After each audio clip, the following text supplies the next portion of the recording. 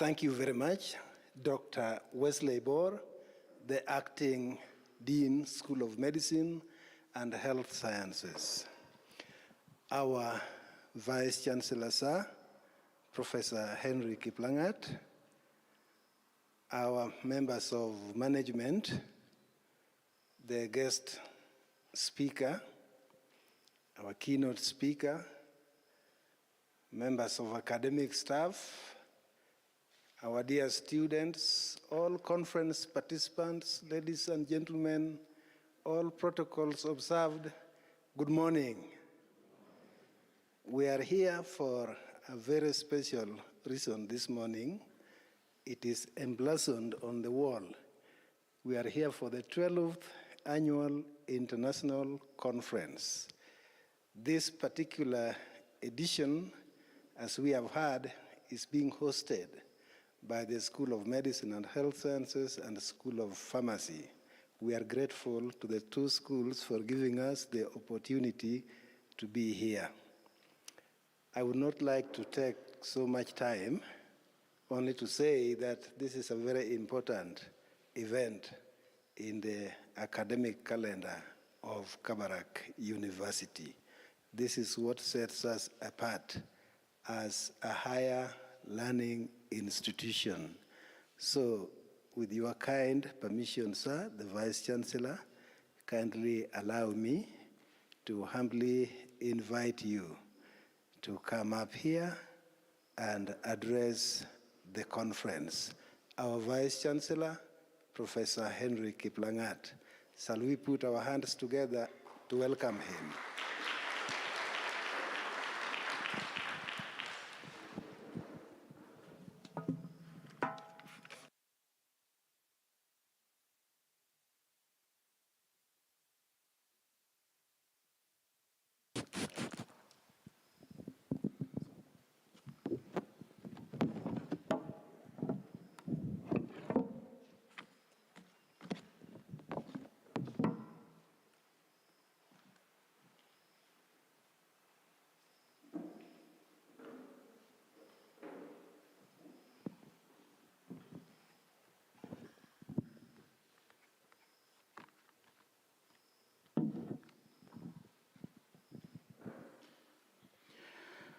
The keynote speaker, Professor Walter Jaoko, the guest speakers, Dr. Zulu Richman Kethelo, and Dr.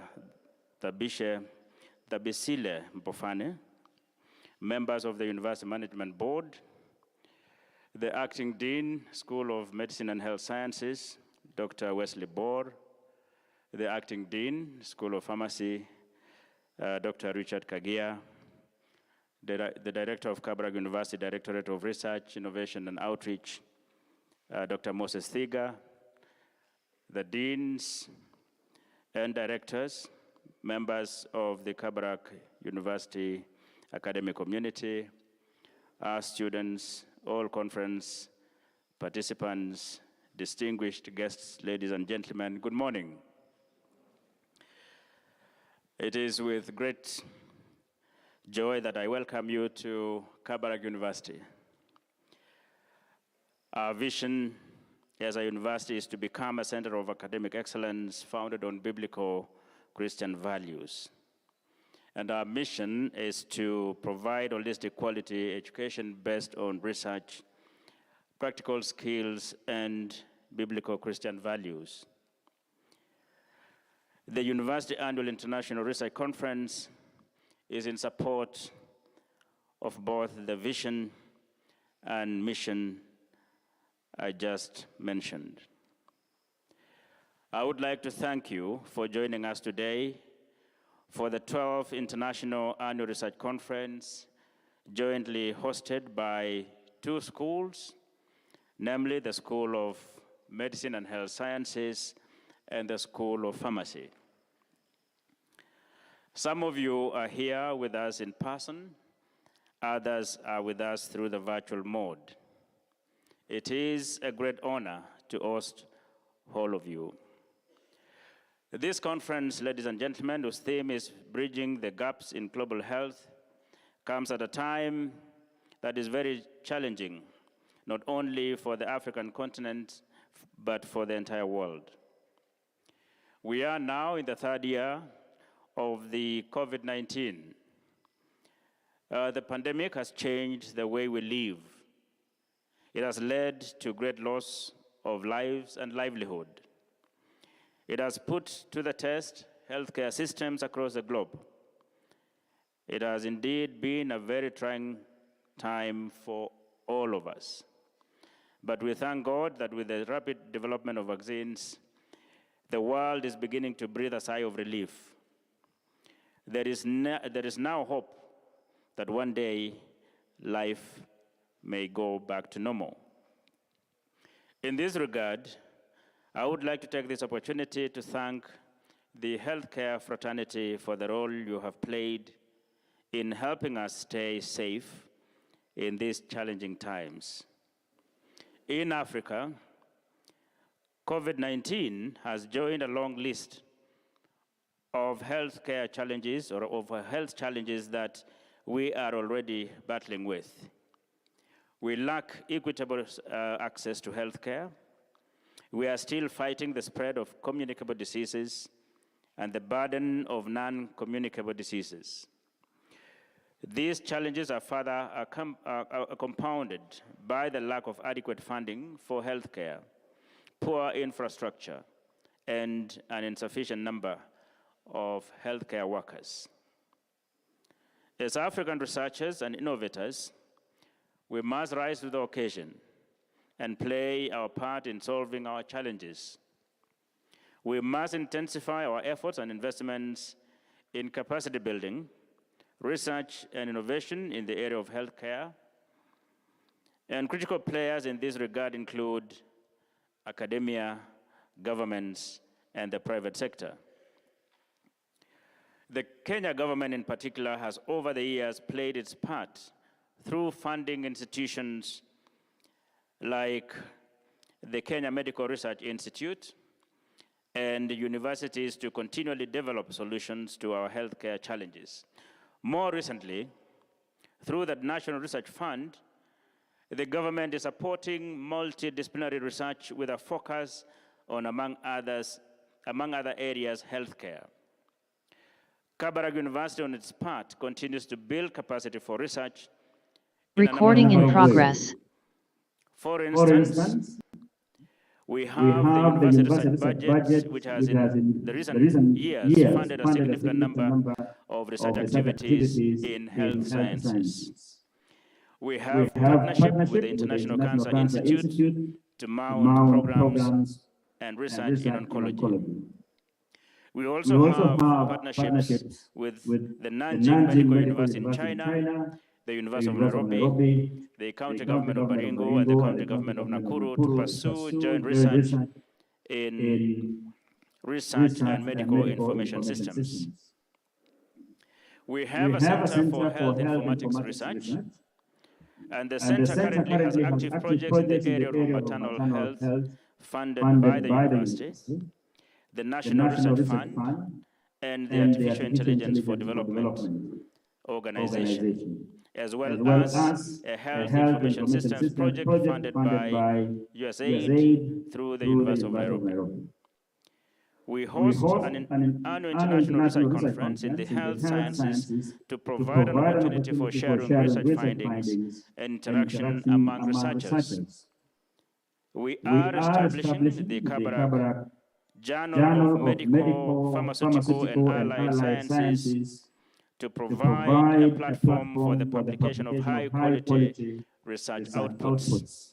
Ladies and gentlemen, we are hopeful that these and other efforts by the university will make a significant contribution towards bridging healthcare gaps in Kenya, in Africa, and in the world. Today, we are pleased and honored to host two seasoned and distinguished researchers in health science, ethics, and neuropsychiatric genetics as our conference speakers. I'm pleased to introduce, ladies and gentlemen, Professor Walter Jaoko, the Director of Harvey Institute of Clinical Research, University of Nairobi, and Professor in the Department of Medical Microbiology, University of Nairobi. Professor Walter Jaoko will deliver the keynote address. Secondly, I would like to introduce Dr. Zulu Richmond Cathello as our guest speaker. Dr. Cathello is from the Faculty of Science, University of Witwatersrand in South Africa. And thirdly, Dr. Tabisile Mpofana from the College of Health Sciences, University of KwaZulu-Natal, South Africa. I wish you a robust, candid, and productive deliberations and interrogations. With those few remarks, it is now my honor to declare the 12th Kabarak University International Research Conference for the Schools of Medicine and Health Sciences and Pharmacy officially opened. Recording in progress.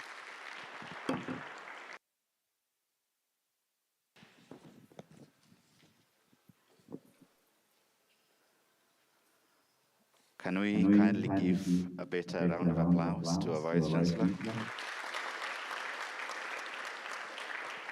Thank you. Thank you, sir, for your kind remarks. And thank you for finding time to officially open the 12th Joint Annual International Research Conference for the School of Medicine and Health Sciences and the School of Pharmacy. The theme for this conference is Bridging the Gaps in Global Health.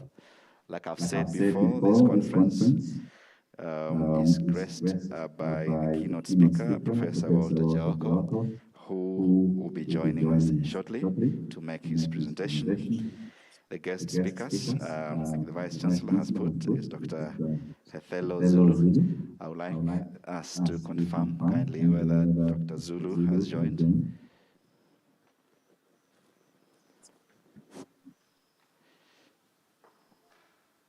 Thank you. I am being advised to bring Dr. Tabisile Mpofana ahead of Dr. Zulu. I would like now to request Dr. Mpofana, who is joining virtually, to confirm that she can hear us and that she is good to commence her presentation. Dr. Mpofana, if you can hear me, please confirm.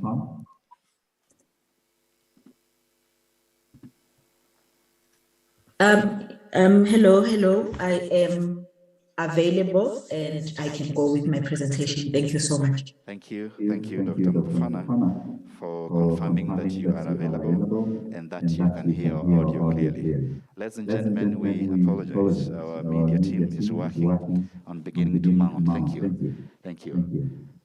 All right, thank you. So our videos will be on so we can be able to clearly see our online presenters. Dr. Mpofana, you may now begin to share your presentation.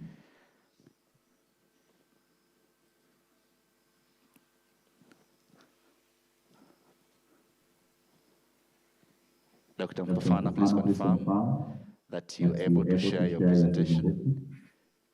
I am sharing just now. Thank you.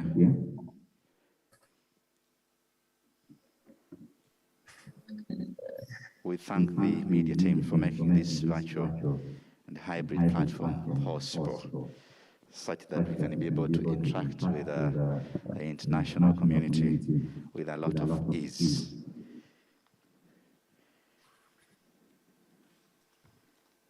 We shall thereafter, Dr. Mpofana, listen to the next presenter, and the next presenter will be Ms. Son Hendricks from the ZIS Group, Ms. Son Hendricks from the ZIS Group, South Africa.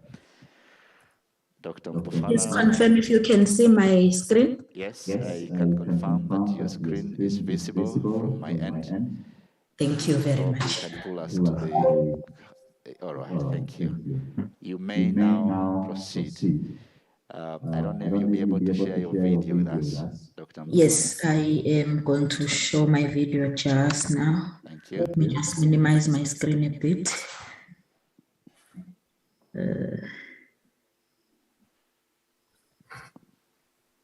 We shall prepare questions, ladies and gentlemen, so that we're able to interact with our presenters at the conclusion of their presentations. We'll have a joint question and answer session. So as they present, be sure to put down some questions so that we can be able to interact with them. Thank you. We can see you, Dr. Mbufana, and you're looking great. You may now present. Thank you, ladies and gentlemen, for this opportunity. Kabarak University, thank you for organizing this conference. It's very important at this time that Africa looks at the problems that we are facing as Africans, and we also come up with solutions for Africa.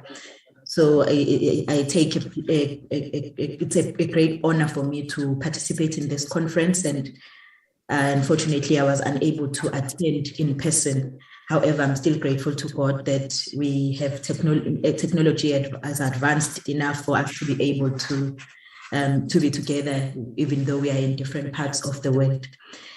So today I will be speaking to you briefly about the effects of prenatal exposure to TB on offspring neurodevelopment in a VPA model, a mouse model of autism.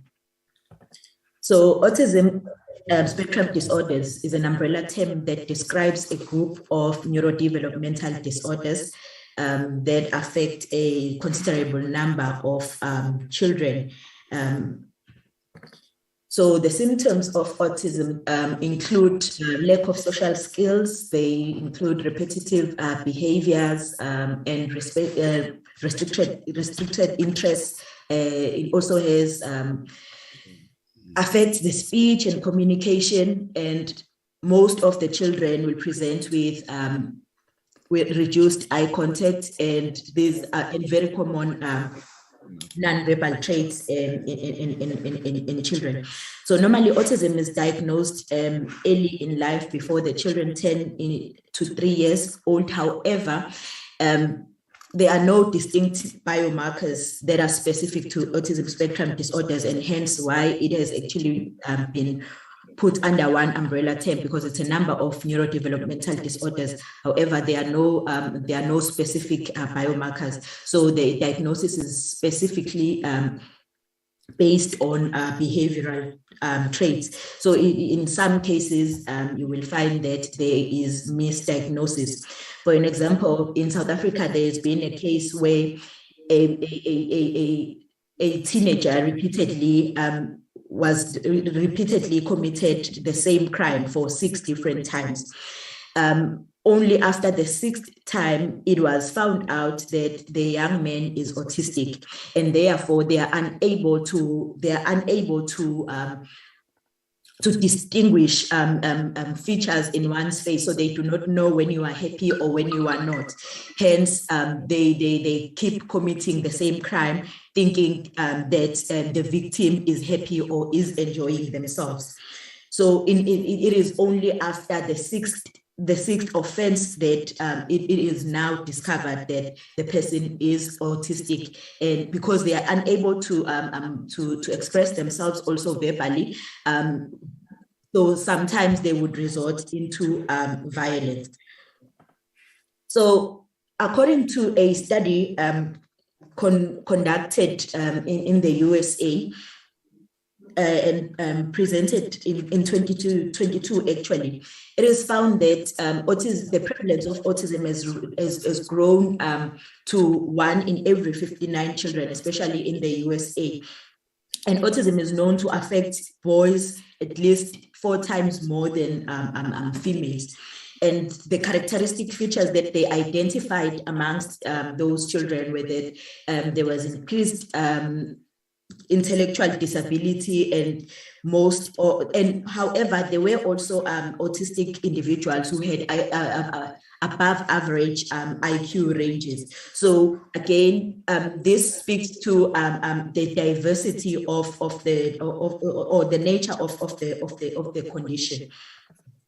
Now in Africa, if you look at this table, So in Africa, what is reported is that, so from this table, they only found 2 countries that had reported on the prevalence of autism in children.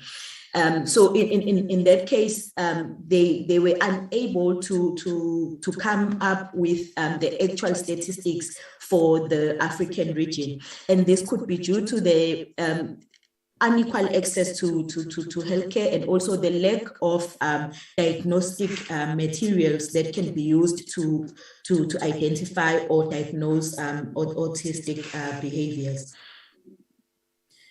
The etiology of autism is a complex one, and it has been linked to both genetic and environmental factors. However, for a very long time, it was only focused on genetic factors. Environmental factors are now gaining a bit more attention in terms of their role that they play in autistic in the development of the autistic phenotype. And the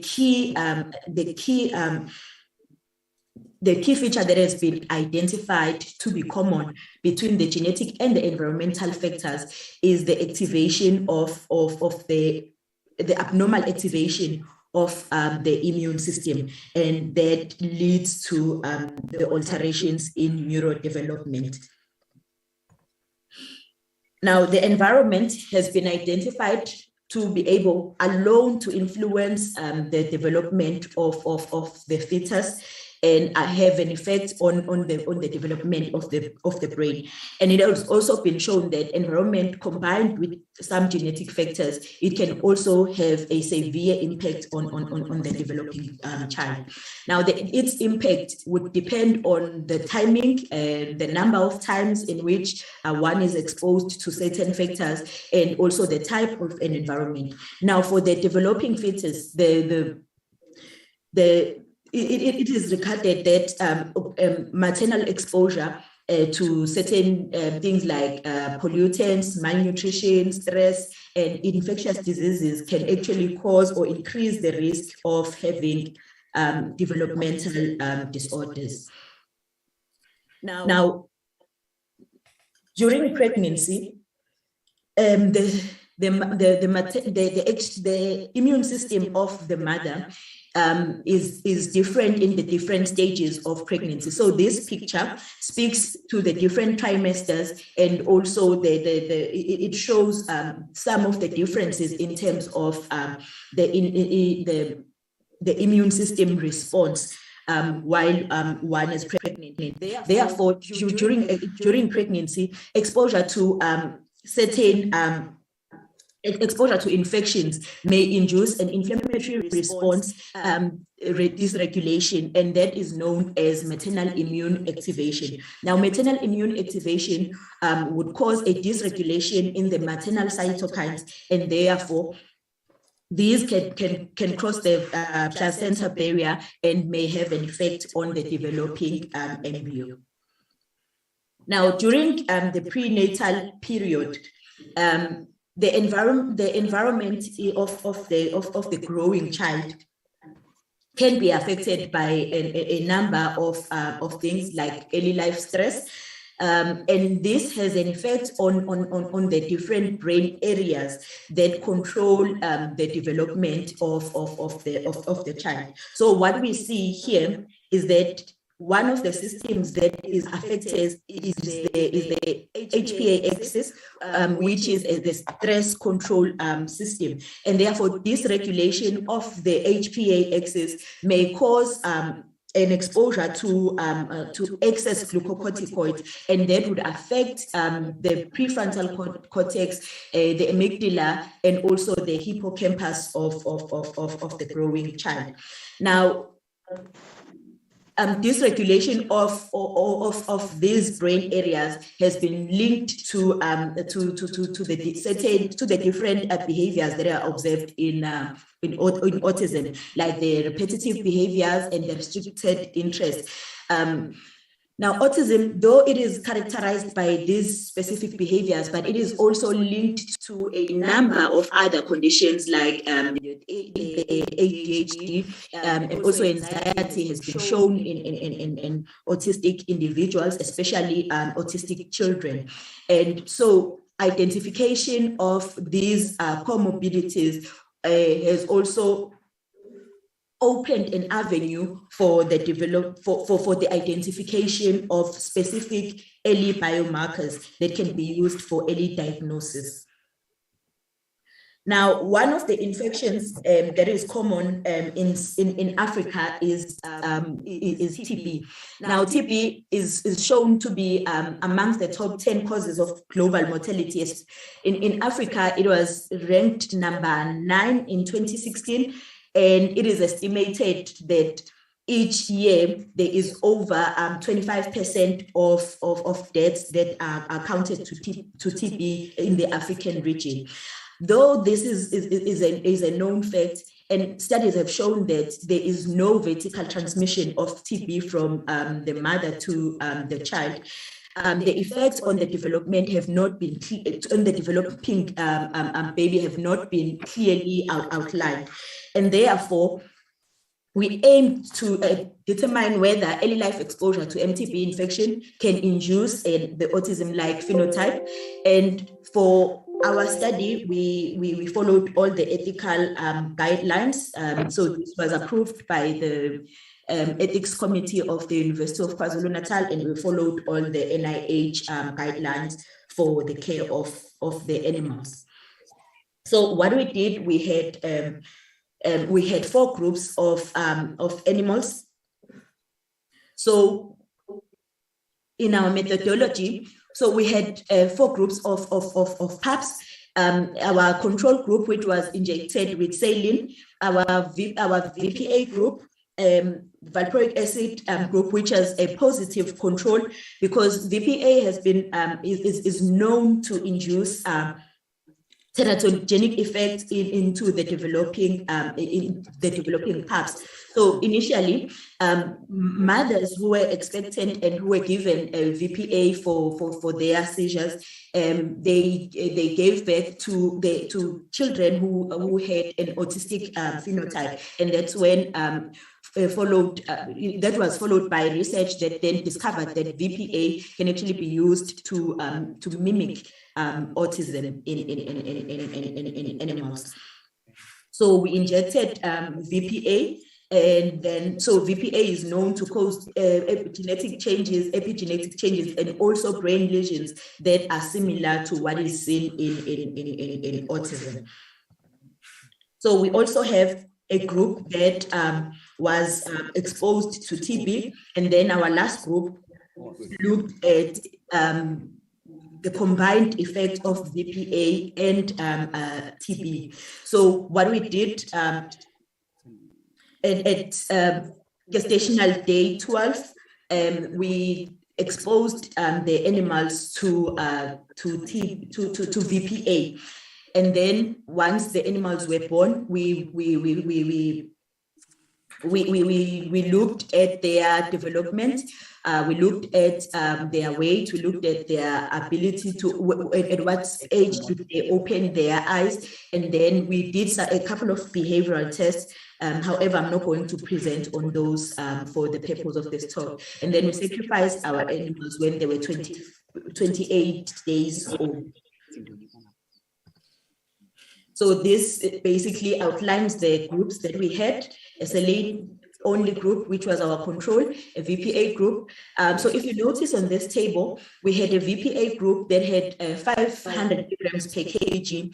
However, what we found was that combining VPA and TB at 500 milligrams per kg, we could not get any pups, and therefore from our pilot study, we then changed the dose to 350 milligrams per kg, which gave us a considerable number of pups, and also so that we were able to continue with the study.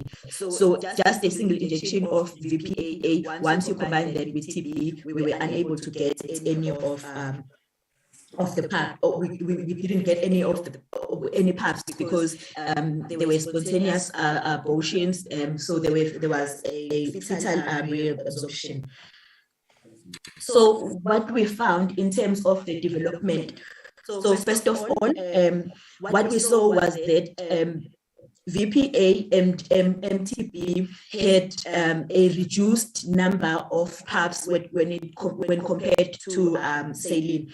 So what we can see here, exposure to TB alone reduces the number of pups that is in fact significantly different when you compare that to the VPA, which is already known to reduce the number of pups. And then when we looked at the eye opening, we found that both VPA and TB delayed the eye opening in both the male and female pups. However, combination of MTB and VPA seemed not to cause a similar effect in terms of the delay. So we see that MTB alone and VPA alone actually causes a delay in the development or in terms of eye opening.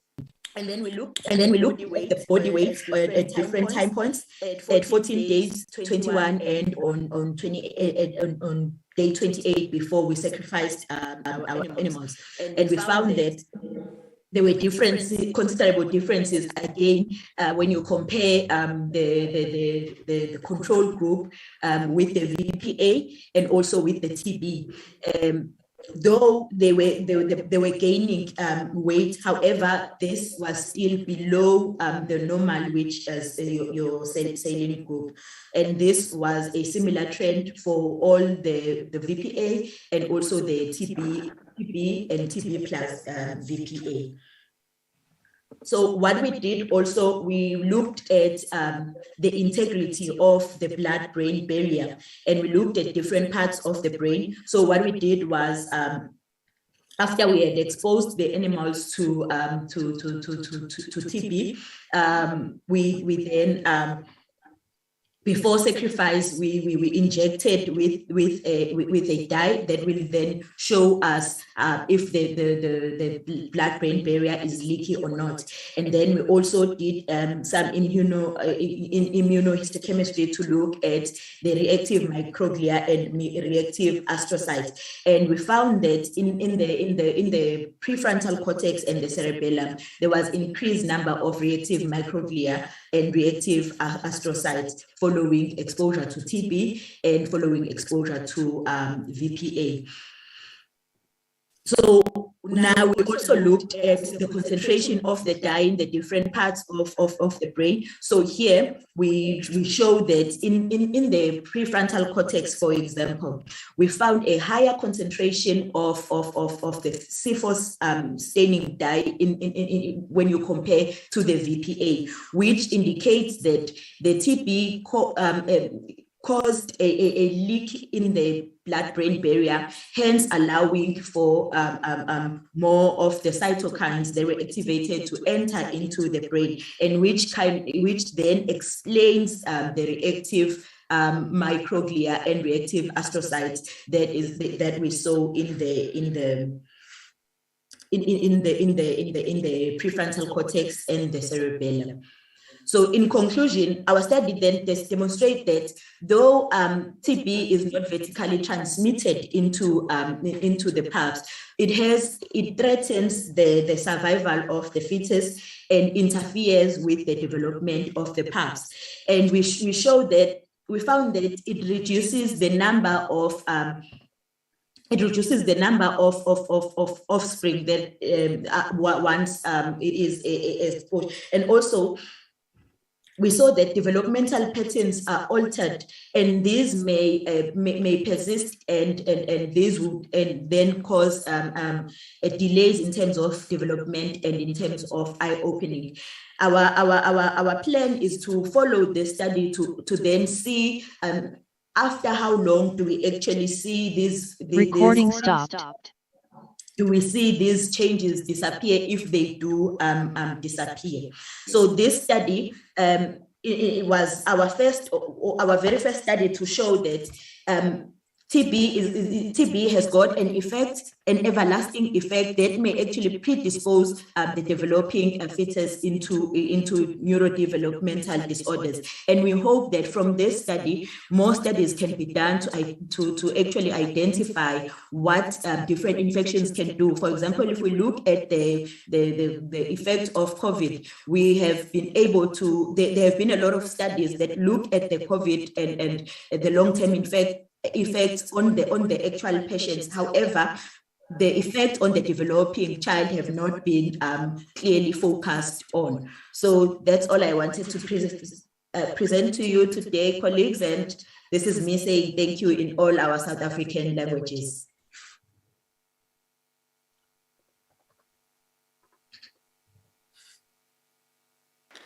Thank you. Recording in progress. Thank you, Dr. Mpofana, for that wonderful presentation.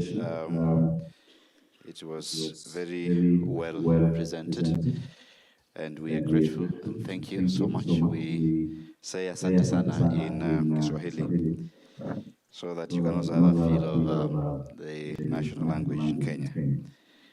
Ladies and gentlemen, I request us to give a kind round of applause to Dr. Mpofana for that wonderful presentation. Let's go.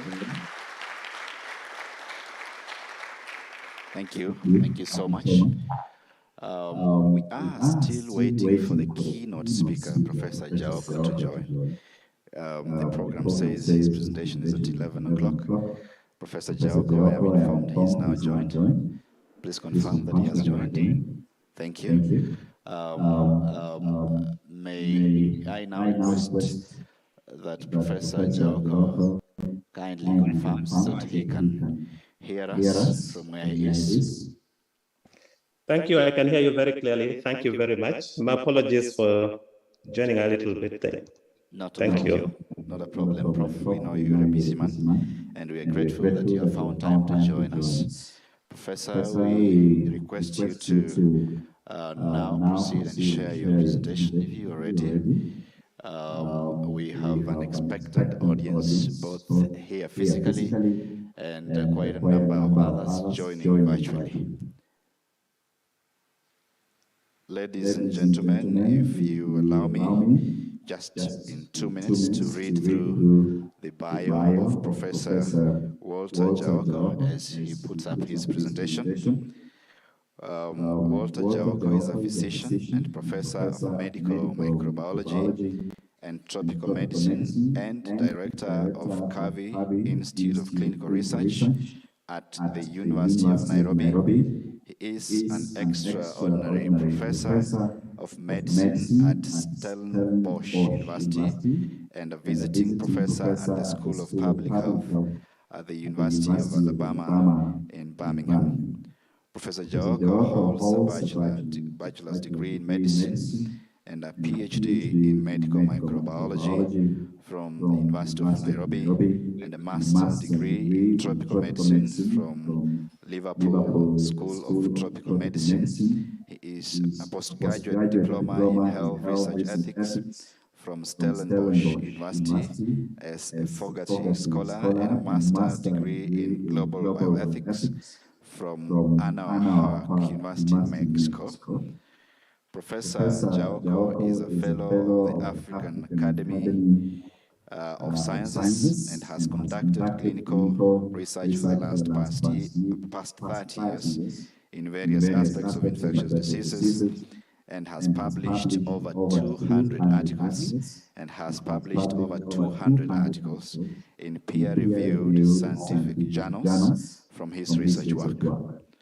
He also has an interest in health research ethics and promotion of ethical standards in the conduct of health research in developing countries. In this regard, he has conducted trainings in research ethics in Kenya, Uganda, Tanzania, Rwanda, and Botswana, and serves as research ethics committee member at Strathmore University and a private university in Nairobi. The presentation title from Professor Jaoko this morning.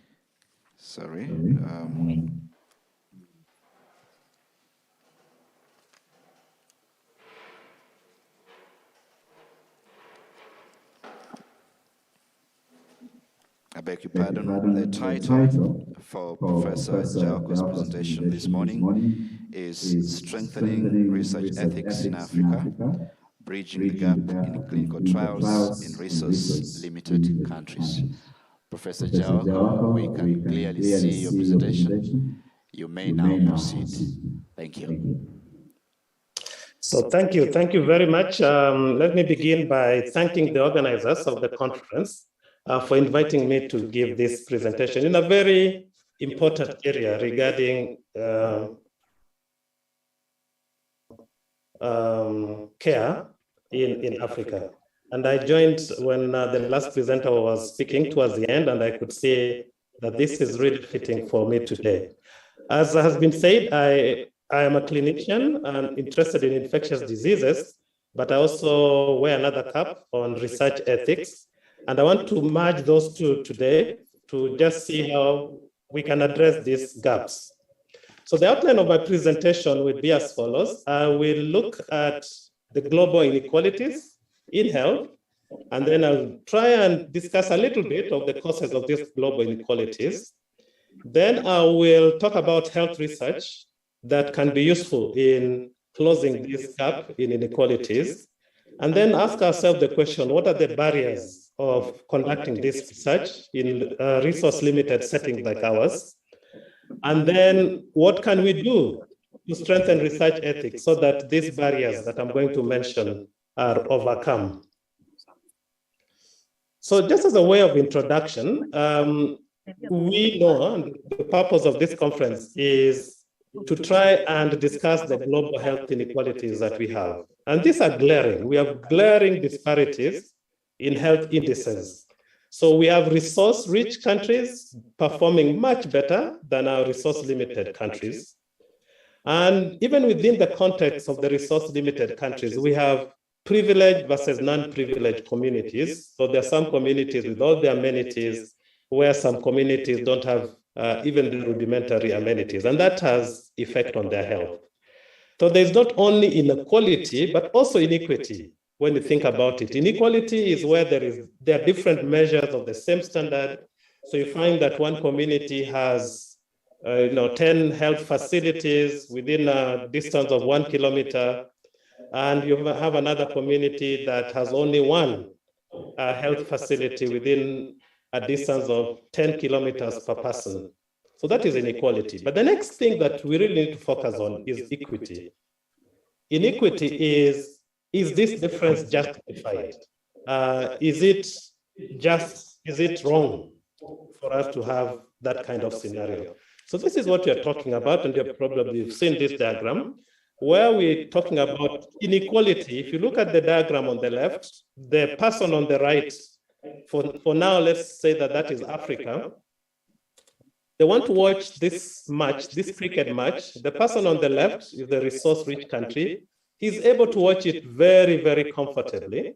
The person in the middle is watching, but not as comfortable as the person on the left. But the person on the right is really, really, really disadvantaged. So if you're going to have equity, you remove the stool from the person on the left and give it to the person on the right, then all three of you will be able to watch the match. And the key thing here is that the person who gave the stool is not disadvantaged in any way, because they can still watch the cricket match even if he doesn't have a stool. Although we would want, the ideal situation would be, why don't you just remove the barriers so that everybody can watch the cricket match without having to compensate one with the other? Now, the reality is this, that when it comes to health, access to health, we not only have inequality, we not only have inequity, but the reality is that rather than not even just being on the ground to watch the cricket match, for most African countries, and I dare say all African countries, we are sunk into a hole. We are further from watching the cricket match. So if you look at the health inequalities, where do they exist? If you look at the health indices like life expectancy, infant mortality, child mortality, maternal deaths during delivery, nutritional status of our population, and even access to health care. These are just a few examples of where there are glaring health inequalities. So if you look, for example, at life expectancy, and the darker the color is the people who are living 80 years, 90 years. The lighter the color are the people who are living 50 years, 54 years, 60 years. That picture itself just tells you that Africa is really in a bad shape. We don't have the dark blue countries where people live longer. If you look at infant mortality, now the dark countries are the ones where infant mortality is high as 30%. And the light-colored countries are where mortality is approaching zero, with some countries 0.5% mortality. So you can see a glaring inequality in infant mortality. And if you look at children under 5 and neonates, again, it's the same. You don't need to be told that Africa is performing very poorly. Maternal mortality, our women while giving birth, and this is the data from 2015, is the latest I could get from the World Bank. The darker the countries, the more women are dying during labor. And you can see again, Africa is conspicuously dark to say that we are really performing badly when it comes to our women when they come to give birth. Now, the question you ask yourself is, how can we address these health inequalities? Now, you can't address them unless you know the causes. Now, it's good for us, important for us to know that there are multifactorial reasons for these health inequalities, and they go beyond health. It's not just the Ministry of Health that will be able to address these inequalities. One is the disparities in the distribution of resources. The more resourced parts of the world would be able to address health issues better than the countries that are poorly resourced. Then also other issues like inadequate levels of education, cultural practices, beliefs, and so on, have some bearing on these health inequalities. Poor utilizations of resources, and Africa cannot stand without being condemned on the corruption that makes us misuse that could easily be used in improving these health inequalities. So inefficiencies and incompetences, we have people given opportunities to lead organizations, but they don't have the capacity or the competence to be able to do that. And that contributes to the health inequalities. But it's not good enough to just look at the causes of health inequalities without trying to offer some possible solution. And any solution that we come up with must be multi-pronged. The inequalities, like economic development, when countries aspire and develop and their economy is growing, it creates increased opportunities, people are able to afford medicines and so on. If you have ministries of health increasing their expenditure in health, many times we just give it a lip service. We say we will do, but you find that the amount of money that we give for our ministries of health might not be able to meet all the needs that are required. And then the key thing that is becoming more and more popular now is this concept of universal health coverage. Then there is health education. This is an aspect of public health that sometimes we forget. There are many health conditions that could be easily addressed if they were better, if the populations were better informed about their health. So we need to promote health education. We need to promote lifestyle changes like nutrition, encourage our populations to exercise, recreational facilities that help us to deal with the issues of mental stress and illnesses can also be able to help us to narrow this gap. But my focus today is on health research, and I'm isolating that separately, so all the others need to be done, but health research is the focus of this presentation. How can health research be utilized to narrow this gap of inequalities? If you look at public health expenditures in developing countries, the blue is sub-Saharan Africa, and a distinction between Western Africa, Central Africa, Eastern Africa, and Southern Africa. And this is very glaring, that we are the continent that spends the least amount of money in public health. And yet we know that a lot of disease conditions would be preventable, so that when we spend more money in public health, the few resources that we have will be able to help us go a long way when it comes to curative services. Now, this is a better illustration of the amount of money per capita that we give to public health. And again, the lighter the countries, the less we spend on public health. And for Africa, we would say probably Algeria and South Africa are doing much better than the rest of the continent. So this is now, what about the total amount of money that is spent on health?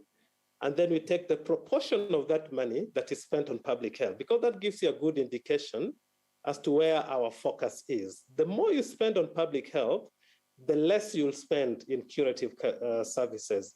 And again, we are not doing very well as a country. We are fairly light in color, saying that we are spending fairly a small amount of money. What about sometimes we talk about health insurance, the realization that it is very difficult for governments to completely cover people when it comes to issues of health.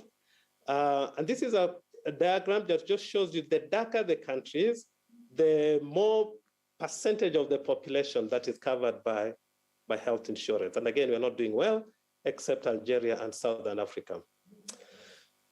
So what we need to do is to narrow that gap, to get a helping hand for populations that are so greatly disadvantaged to be able to climb up and also benefit on these issues, matters health.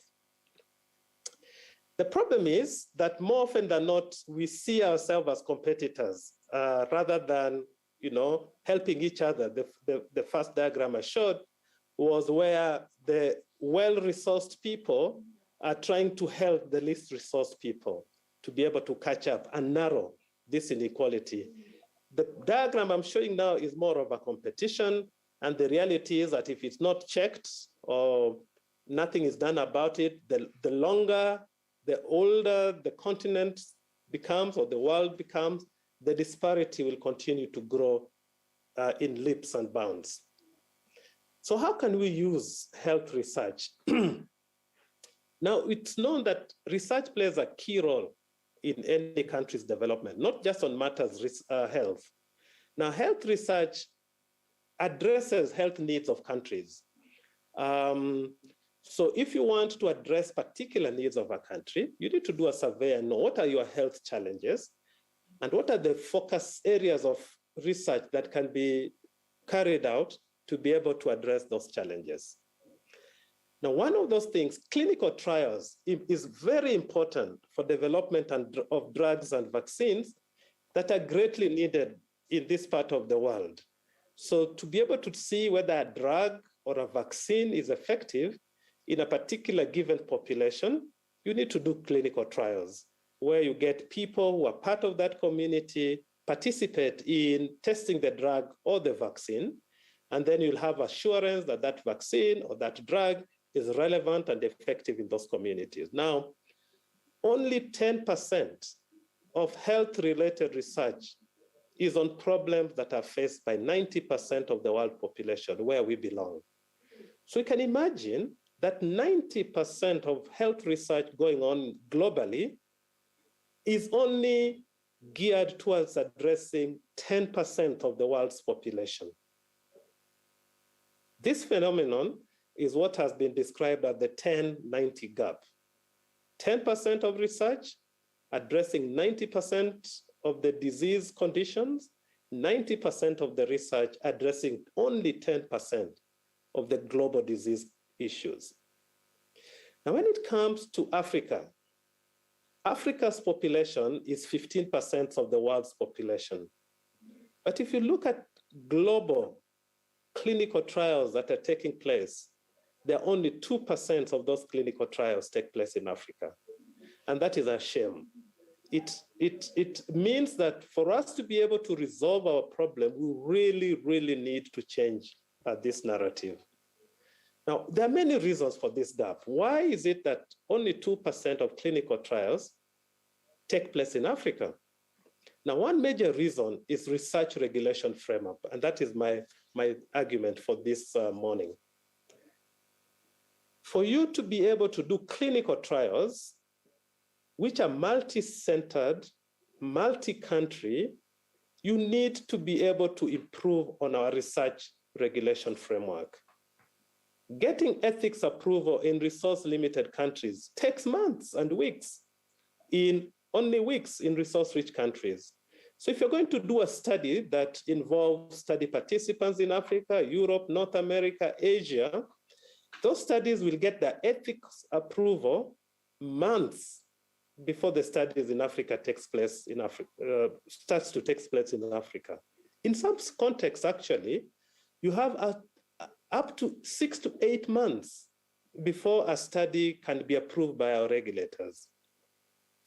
Now, sometimes you're familiar with this idea of politicians referring to research participants as guinea pigs. And I always give this illustration of the COVID vaccine. When COVID hit the world, we recognized it was a pandemic affecting the whole world. And when the whole world was trying to get a solution to that pandemic, it required global efforts, but Africa isolated itself. And so during that time, when we were looking for sites to conduct clinical trials on the vaccines that were being developed to see whether they'll work in preventing the pandemic, our politicians say, no, Africans are not going to participate in those trials. There is a little reason as to why that could have happened. Like many disadvantaged populations are very suspicious of research, and it's from previous unethical studies that have been conducted. But we need to create a good balance between the fear of what potential harm can occur to our research participants, and also be careful that that suspicion does not hinder research taking place in Africa, so that we are on the table when it comes to getting research solutions to our health problems. Back to the COVID story. After the rest of the world, there are only 2 countries that participated in phase 3 clinical trials to try and get an effective COVID vaccine for the reasons that I've talked about. And that is South Africa and Kenya. Now, what to my surprise, the position of Africa when the vaccines were now available, Africa started crying foul again that we are not getting the vaccines. And that is the dichotomy that I don't really understand. Rather than encourage people so that we can be able to get these solutions to a health problem of huge magnitude, we kept off from being on the table. But when the food was ready, everybody wanted to share the food. And that is unacceptable. We need to be able to contribute to getting solutions to the world problems.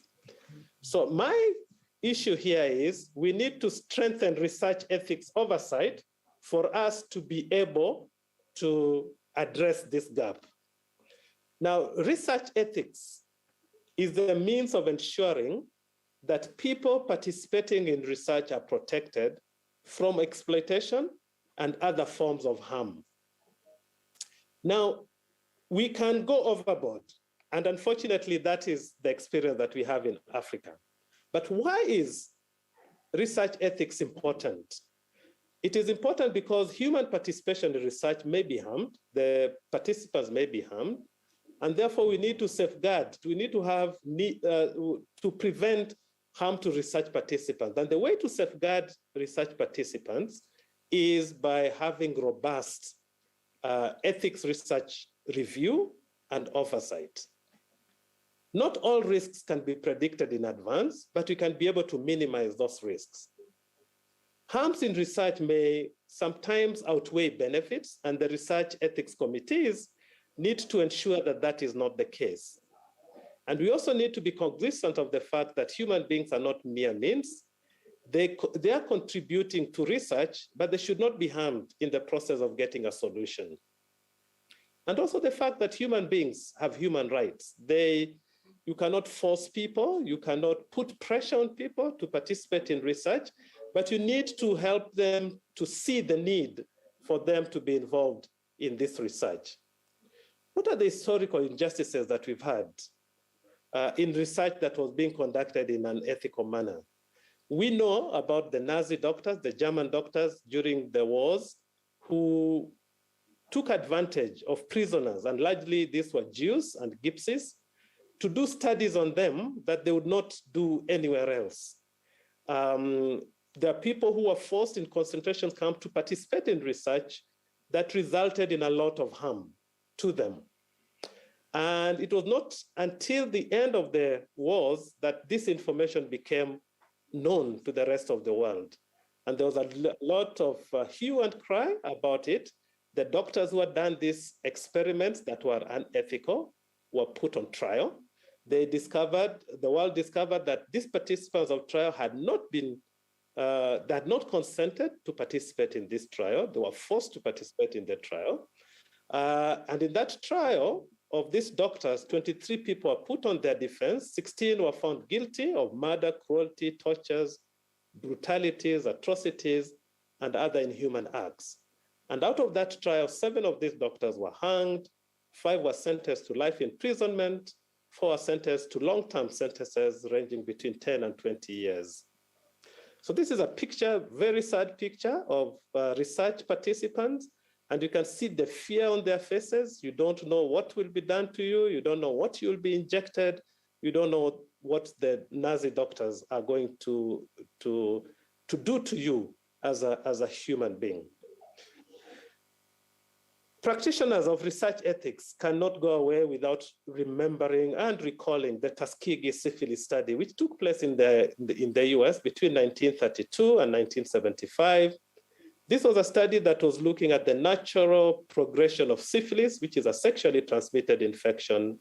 During that time, there was no known treatment for syphilis. So that study, when it started, was very ethical because you have no treatment for this condition. So the study involved recruiting people who had syphilis and then following them up to see how the disease progressed. And because there was no treatment, there wasn't much that could be done. Unfortunately, many of those were African Americans. Literally all of them were African Americans, but that is not the worst thing. The researchers deceived these people that they were being treated. So they would come to the clinics repeatedly. They would be given something and they thought they were being treated, but they were not being treated and they were just being observed. However, from this study, we've learned a lot. That is how we know about syphilis, that when you become infected with syphilis, you have an ulcer, usually in the genital area or around the mouth, which is painless, then it heals on its own. Then you progress to secondary syphilis where you get a skin rash. And if that is not treated, you progress to tertiary syphilis where you can have some neurological complications, almost similar to mental illness. So we learned a lot from that study. The problem with that study is this, that in 1940s, a treatment for syphilis became available. But the researchers withheld that treatment from study participants because they knew if you treated the study participants, the study was going to come to an end. So they valued the research more than the study participants. And it was not until, this was kept a secret, and it was not until a New York Times reporter was able to access this information and about the study, and the study was brought to an end. By that time, there were 28 people who had died from syphilis. There were 100 people, roughly, who had become disabled from that study. And there are 19 cases of documented congenital syphilis. These are syphilis that were passed from the mother who had the condition to their unborn child. So there is reason, definite reason for people to be wary of research. And that is why we have research ethics guidelines. So to mitigate against that kind of research, there are several guidelines that have been developed. One is the Nuremberg Code, which was developed as a result of the trials that became known that were being conducted by the Nazi doctors among the prisoners. After that, we developed a document called the Declaration of Helsinki that was developed by the World Medical Association as a guide to the members of that World Medical Association when they're conducting research, that they should be careful not to infringe on people's dignity. From the Tuskegee study, we came up with the Belmont report. It gets its name from a place called Belmont, where people developed these guidelines to guide the conduct of research. Then we also have the principle of biomedical research. Then we have the national guidelines. Almost every country has their national guidelines. For Kenya, we have the national guidelines for ethical conduct of biomedical research involving human participants.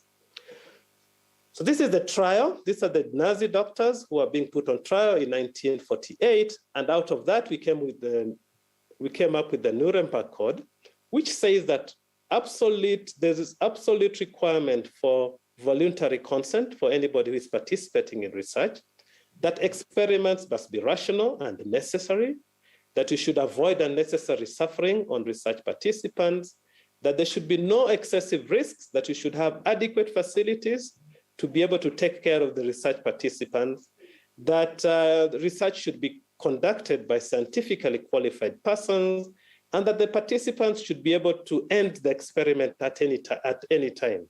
So even if you have a research participant in a trial or a study and they want to withdraw, it is signing an informed consent is not binding for them to remain in that study up to the end of the study. They are human beings with choices. They can make a choice to withdraw from that study. Things that are highlighted there is the one that came up with the idea of a research ethics committee, that before you start conducting any study, you must write it in what we call a protocol. It must be reviewed by another body, which is independent of the researchers, to see whether what is going to be conducted meets the highest ethical standards. And it's also in Declaration of Helsinki that we learn to assess the risks and benefits of participating in research. It also emphasizes the withdrawal of participants at any time. The Belmont report, which came after the Tuskegee syphilis study became public, has three key elements of research, what we call the ethical principles of research on human subjects. One is the idea that every human is autonomous, and we have to respect that. We have to treat research participants with courtesy and respect. The other one is beneficence. You need to maximize the benefits of a research and minimize any risks that are associated with it. And then the third is justice. The idea of research participants should not be exploited unfairly, and there should be fairness even in involving research participants. I cannot do a study targeting only a small percentage of the general population, and yet the findings of that research can be utilized by the whole population. So for example, I cannot design a study where I only want to recruit people who are poor because they're easy to reach. And yet, for example, if I am a drug that treats COVID, we know that COVID affects everybody, whether you're rich or poor. It will be unethical to have a study that only focuses on the poor because they will be bearing the burdens of research unfairly. So these are the principles. Since then, the principle of beneficence has been widened to include what we call non-maleficence, but that is the opposite side of the coin. So autonomy, that you respect research participants, you get their informed consent, you keep their information confidential is a way of respecting them. Beneficence is maximizing the benefits of that research. Non-maleficence is reducing any harm that it could be associated with that research. And then justice, we've talked about fair distribution of research in the communities. So now, local regulations that in many African countries then pose a problem to the conduct of research. Now in Kenya, we have the national guidelines, as we talked about. The national guideline emphasizes the fact that research must have value, research must be scientifically valid, there must be fair selection of research participants, there must be favorable risk-benefit ratio, meaning that the risks are minimal, the benefits are maximal, that research must be independently reviewed by a body that is not composed of the researchers, what we call the Independent Ethics Review Committee, that any research participant must give their informed consent. They know what the study is all about, how long it will take, what the benefit of the study will be, what are the potential risks of being involved in that study, and then finally, the respect for study participants, which we've already talked about. Now, what are the challenges that must be addressed if you're going to make research ethics vibrant, but at the same time not obstructing the conduct of clinical trials or research involving human participants in Africa as a way of addressing our health inequalities? One is the slow pace of approval that we already have. How can we address that problem?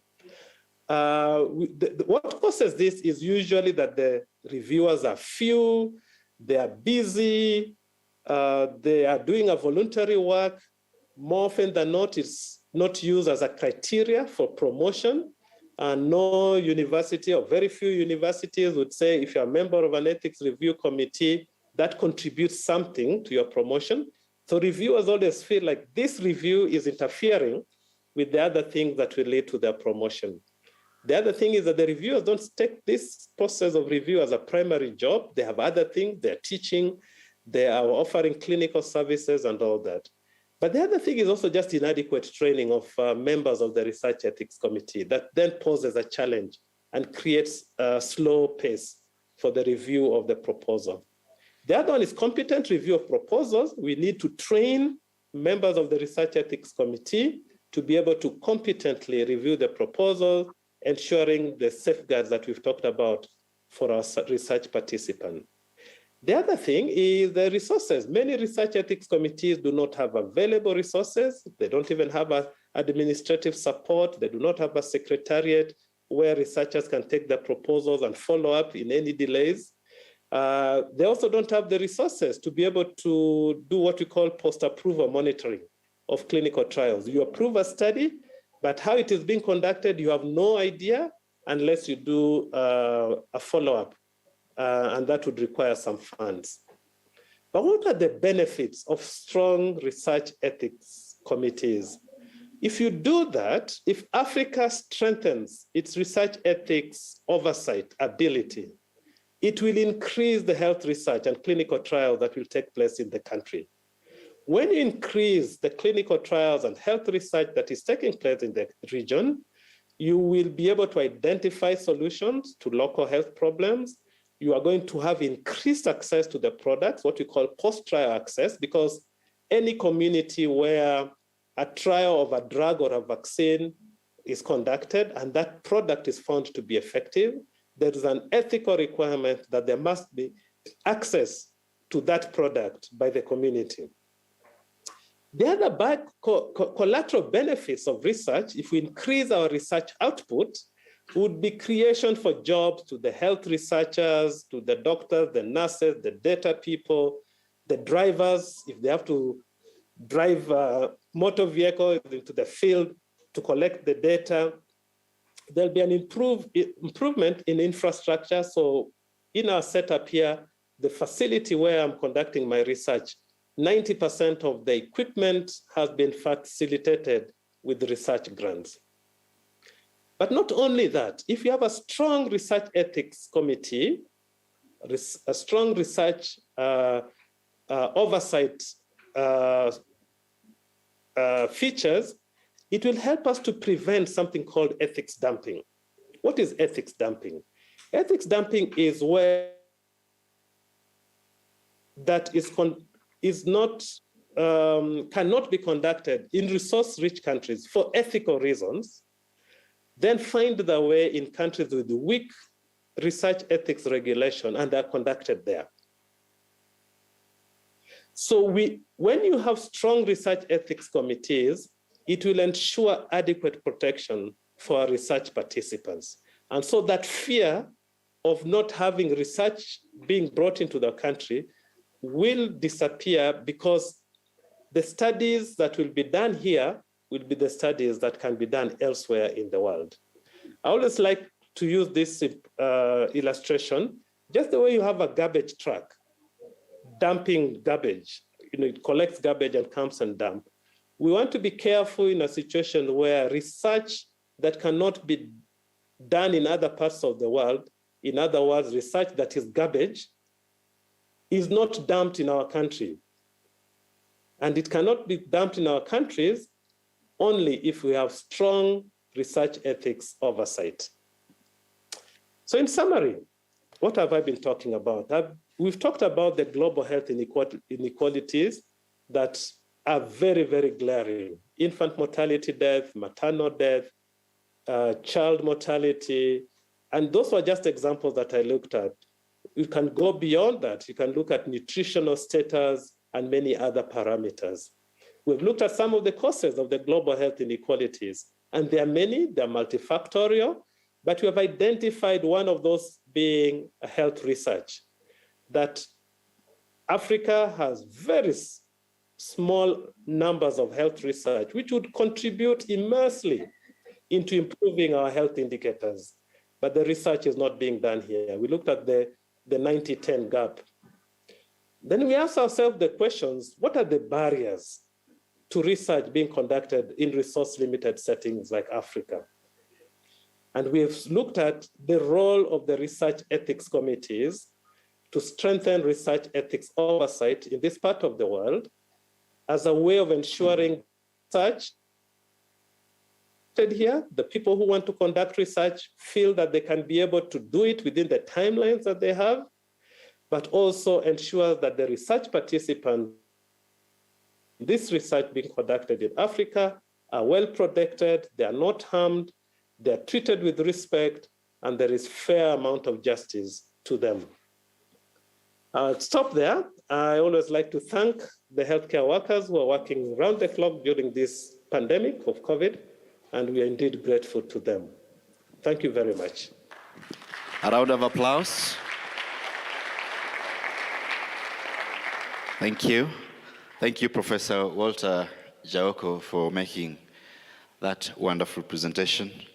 We know you to be a very busy scholar, and that you have made time to join us and share a lot of very crucial information regarding strengthening research ethics in Africa. Means we really do not take it for granted. You have shared lots of statistics. You have shared a lot of insights that play around the area of research ethics. We are aware as individuals and of course as an institution of the work you are doing in strengthening research ethics in Kenya and internationally. So thank you so much for sharing that wonderful presentation. Professor, I have a humble request to you. We are supposed to have proceeded to the question and answer session immediately after your presentation, considering that this was a keynote speech.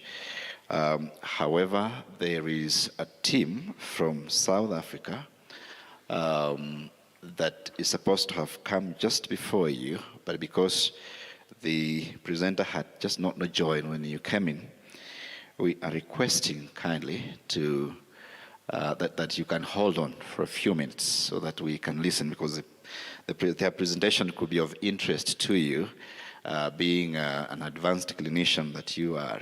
So I would like to request you to kindly hold on for a few minutes so that we can listen to the team from South Africa. Then we can proceed to the Q&A question. Prof, if you can confirm that that's okay with you. Yes, that is okay with me. Thank you very much. Thank you, Professor.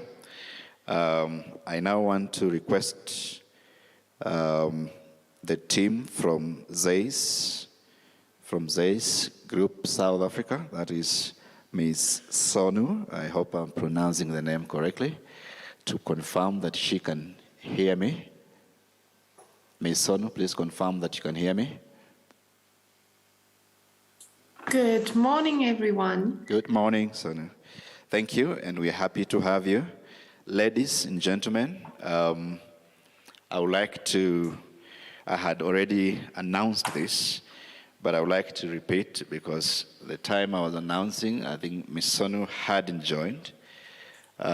We have had a team from ZEIS Group call on us at Kabarak University a couple of weeks ago, and we had a very interesting conversation about what they do and what we do here.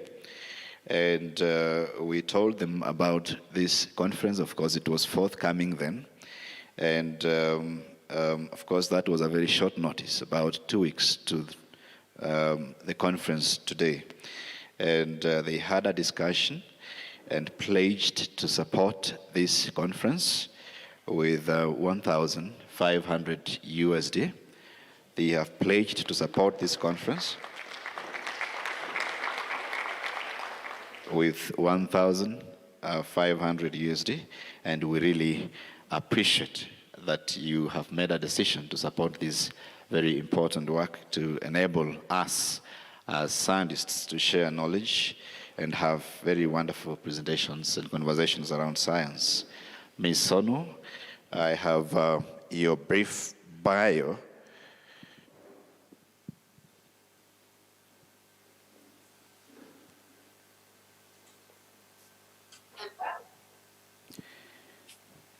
Can you guys hear me fine?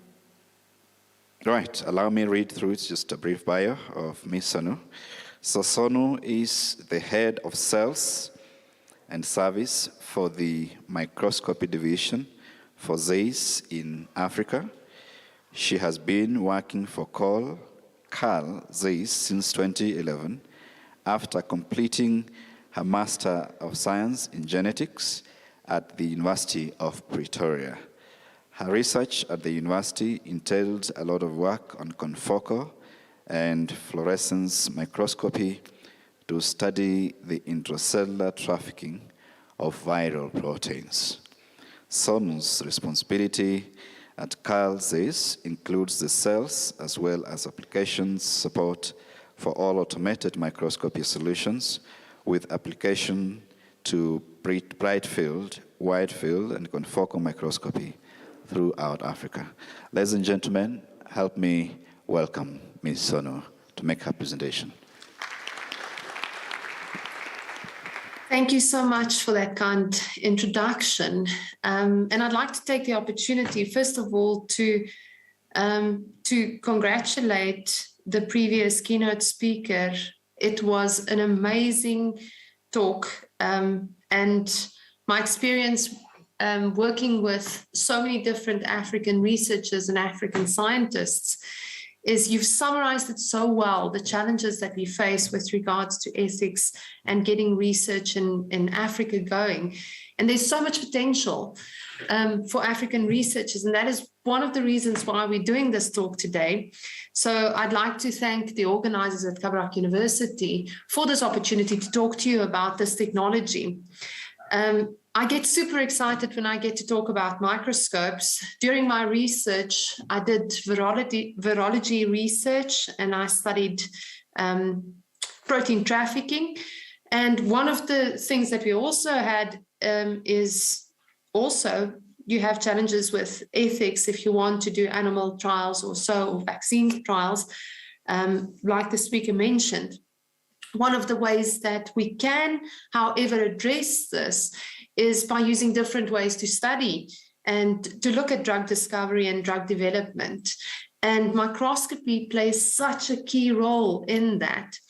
So what I'd like to talk to you about today is how you can use microscopy to really address and advance health science research and possible drug discovery and drug development.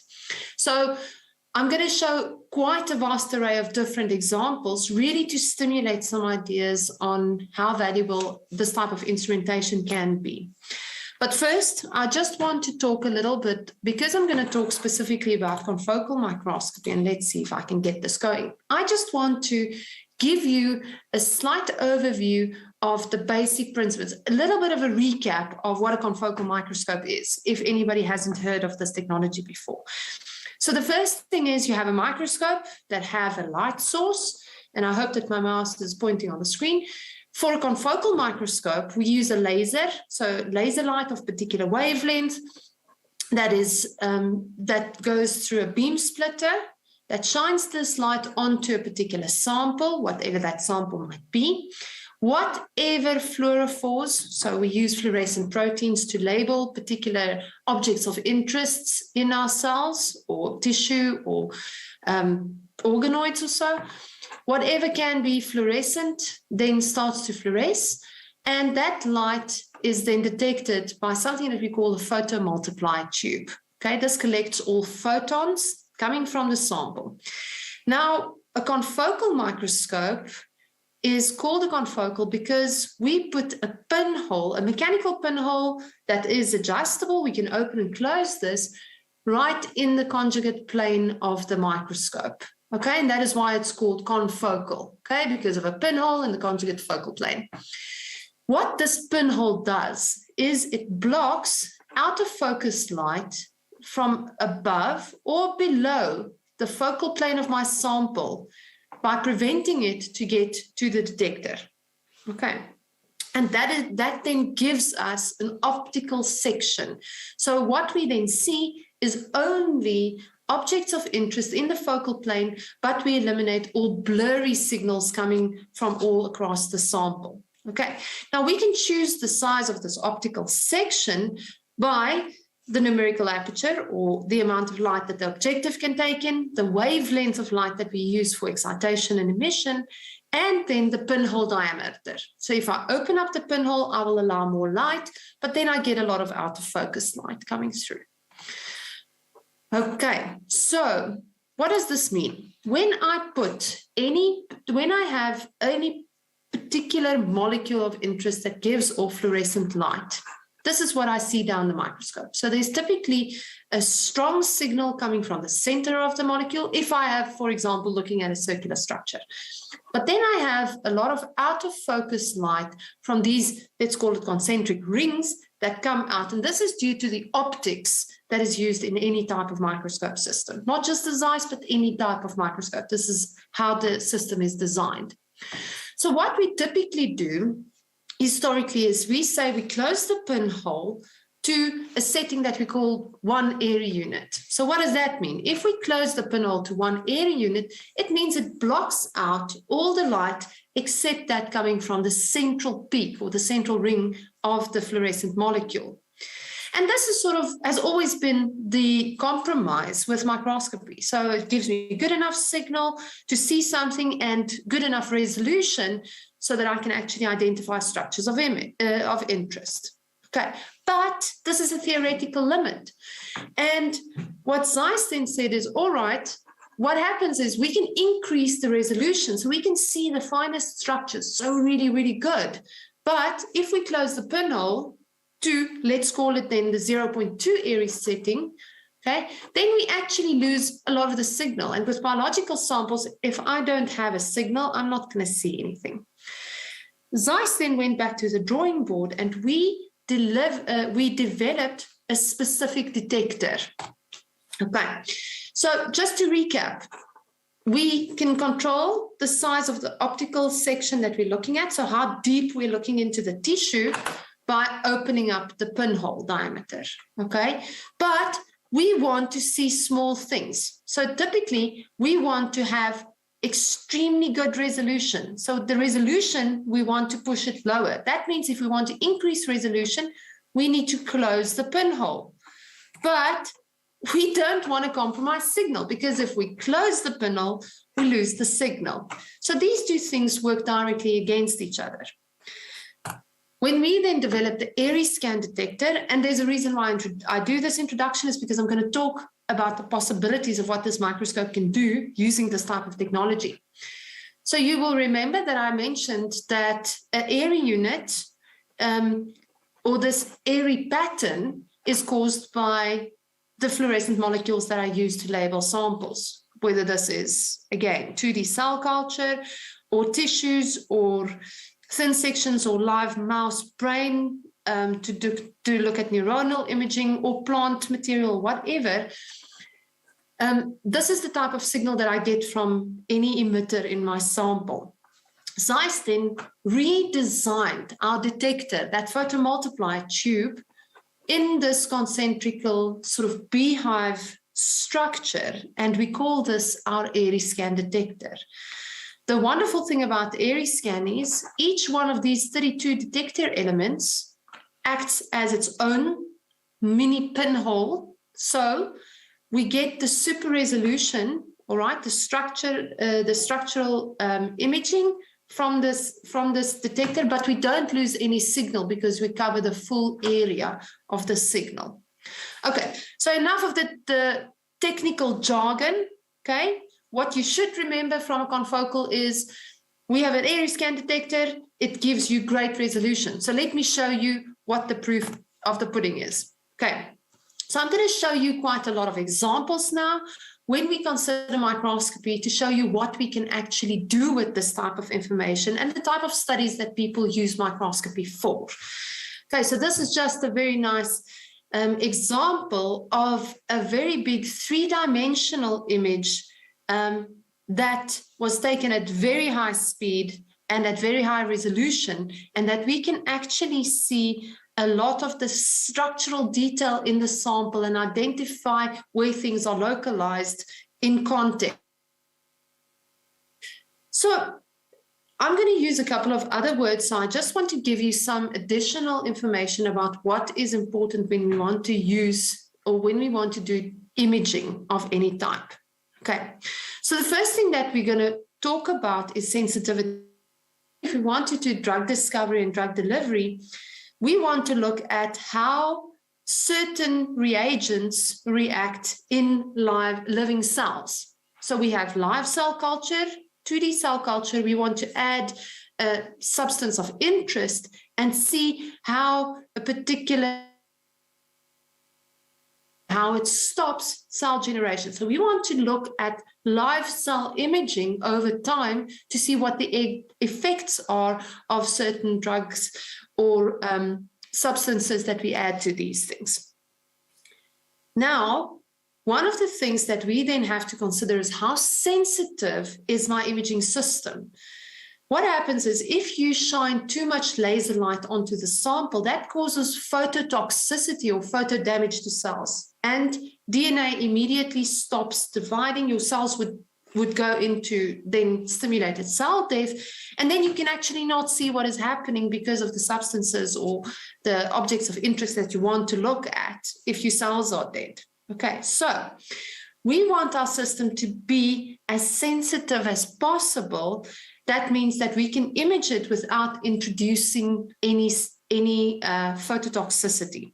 Okay, so we combine sensitivity, and whenever I talk about sensitivity, I will talk about signal to noise. That is one of the things that we as. So here I have a picture of Ernst Abbe, one of the fathers of microscopy. And on the left-hand side, you will see a fairly noisy image. All right, it means it's pixelated. It means that we cannot see the details very much. The moment we smoothen that image up, we increase the signal to noise. Okay, so how much stronger is the signal or the actual object of interest versus the background? Okay, and if I zoom in even more, you can see quite different. If I didn't picture, I wouldn't have known what this is, but on the right-hand side, I can actually see some of the structural information.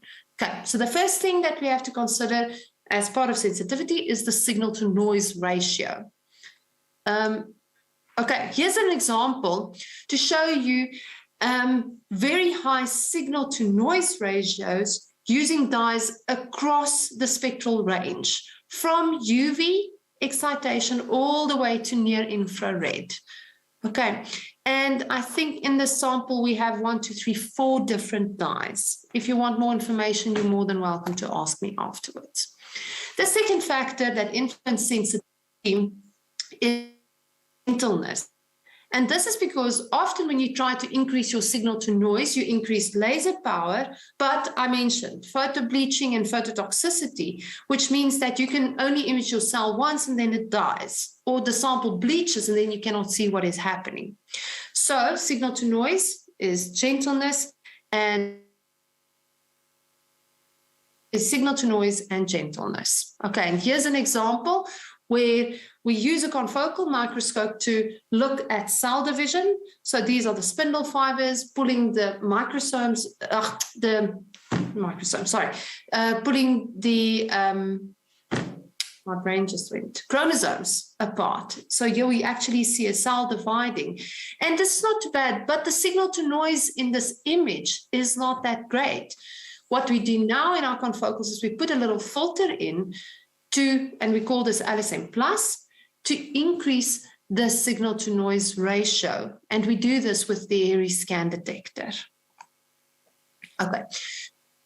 Another imaging parameter which we have to consider is how fast are the processes that I want to capture.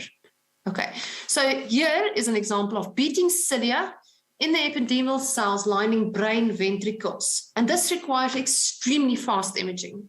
This image was taken at 143 frames per second.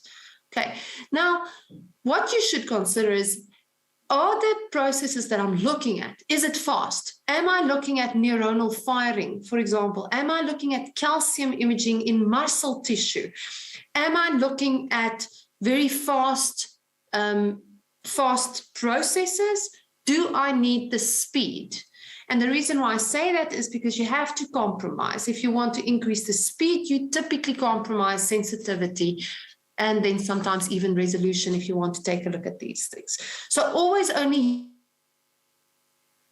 your image. If you look at cells dividing, cells, typically bacterial cells, only divide every 20 minutes. So I don't need lots of hundreds of frames per second if I'm only going to image every 15 minutes to see how cells divide. Okay. However, our confocal microscope gives you that speed benefit as well. Okay. The third, and probably in some cases the most important imaging parameter, is the resolution. So our resolution, if I take you back to high school textbooks, is the distance, the minimum distance between two structures where you can still see them as two separate objects. Okay, so this, for example, means if I look at the image on the screen here, on the left-hand side, this was taken with a normal confocal microscope.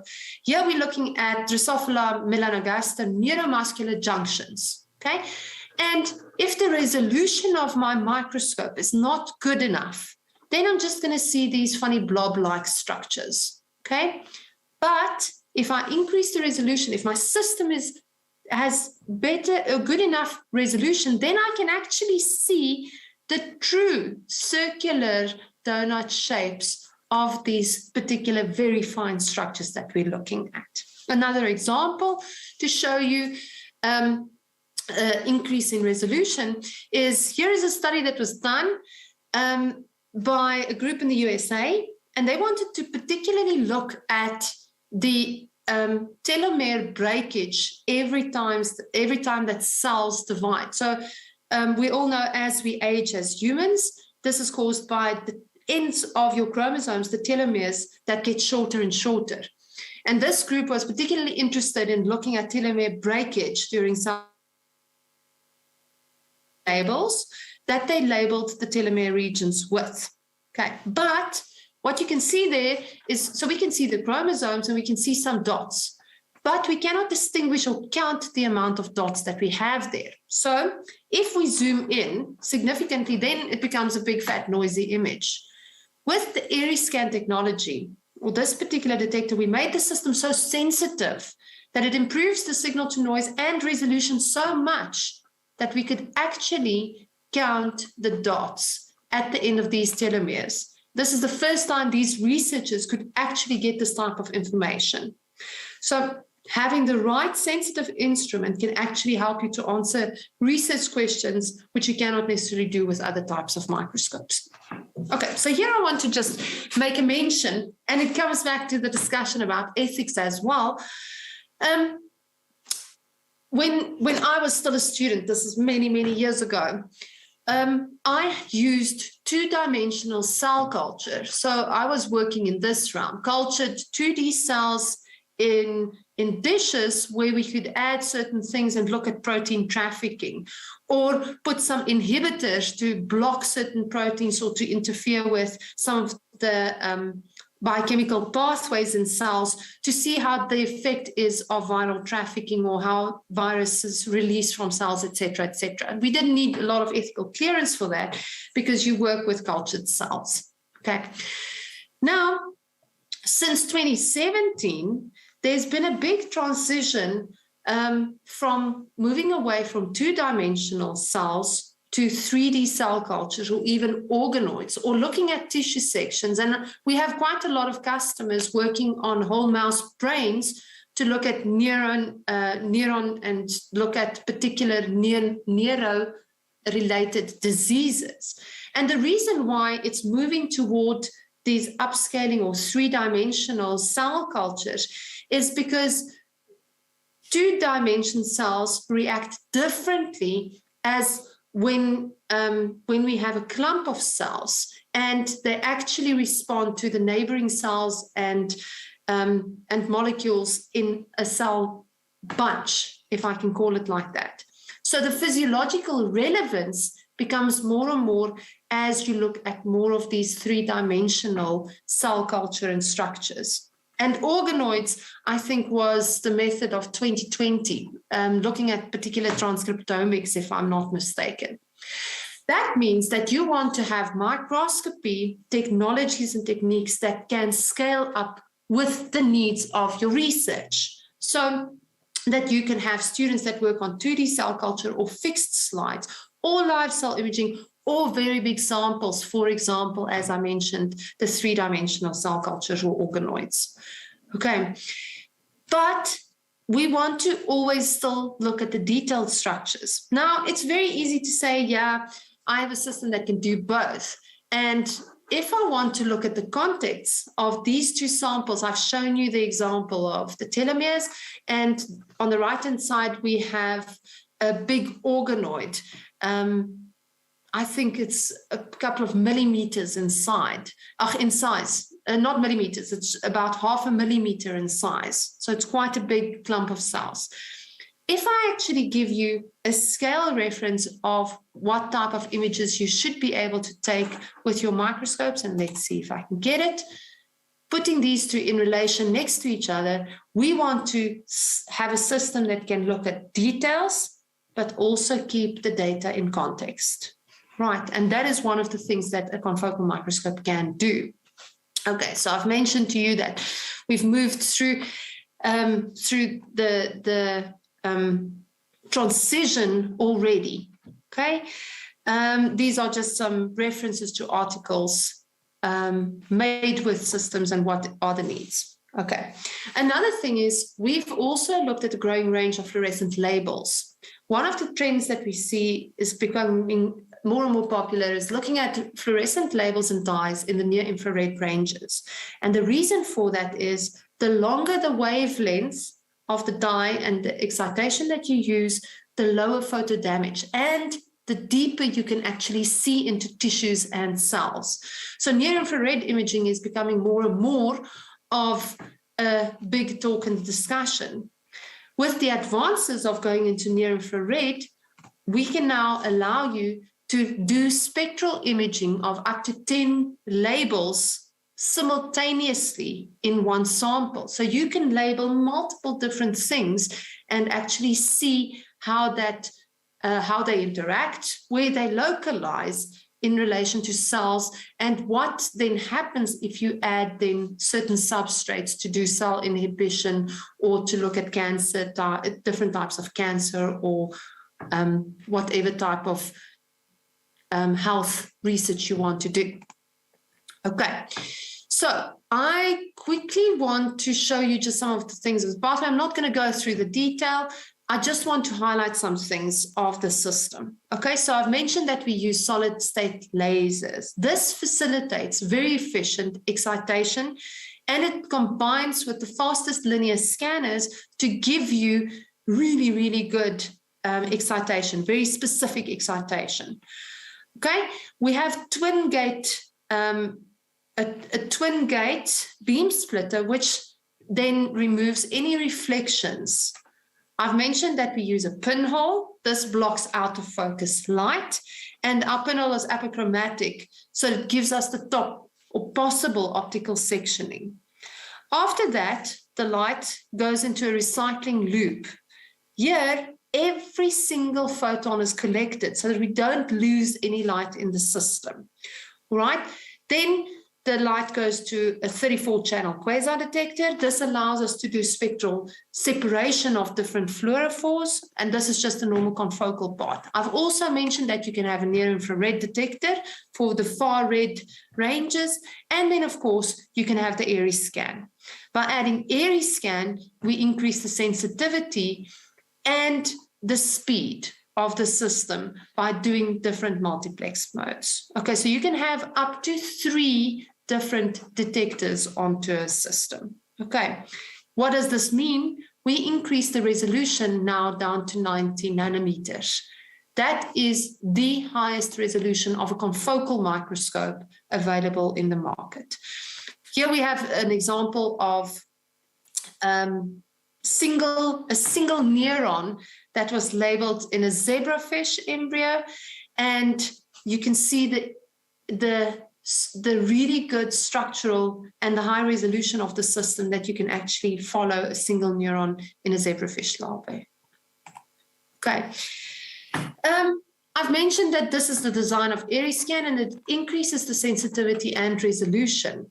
How do we do it with speed? Well, we combine some of the light elements and we do parallelization of the beam to increase the speed of the system. So it's one of the fastest systems in the market. Let me see if I can find it. We also have a lot of reference. I'm going to skip over this slide because this is just to show you that this was then given to customers to actually test for us.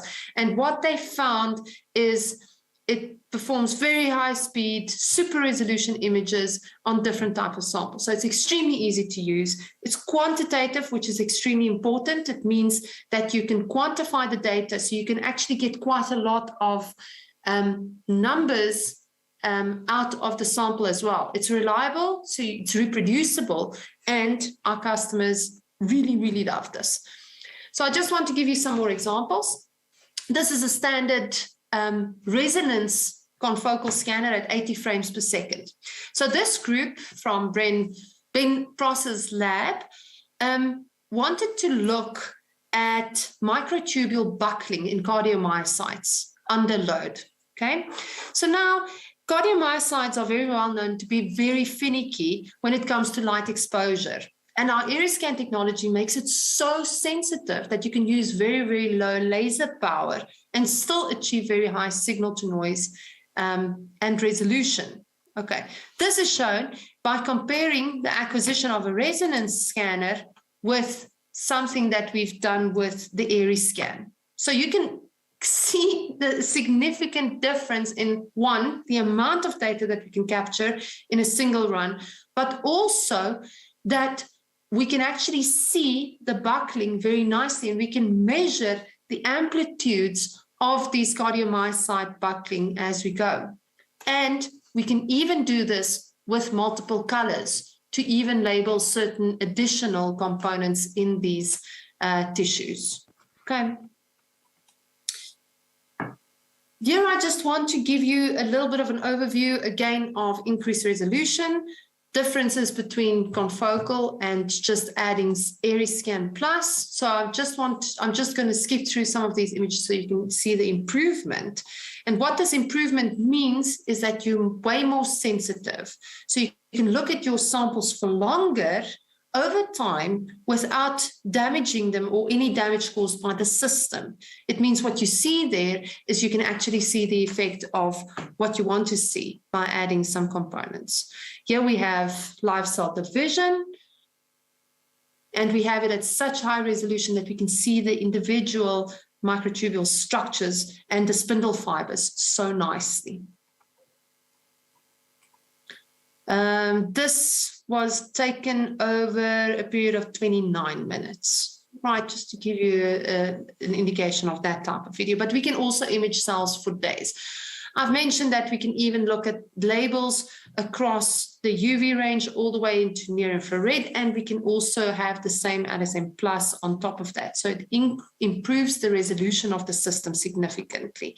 I've mentioned that we can look at multiple fluorophores up to 10 dyes simultaneously. And I just want to show you some examples of these type of cells by using a near infrared detector.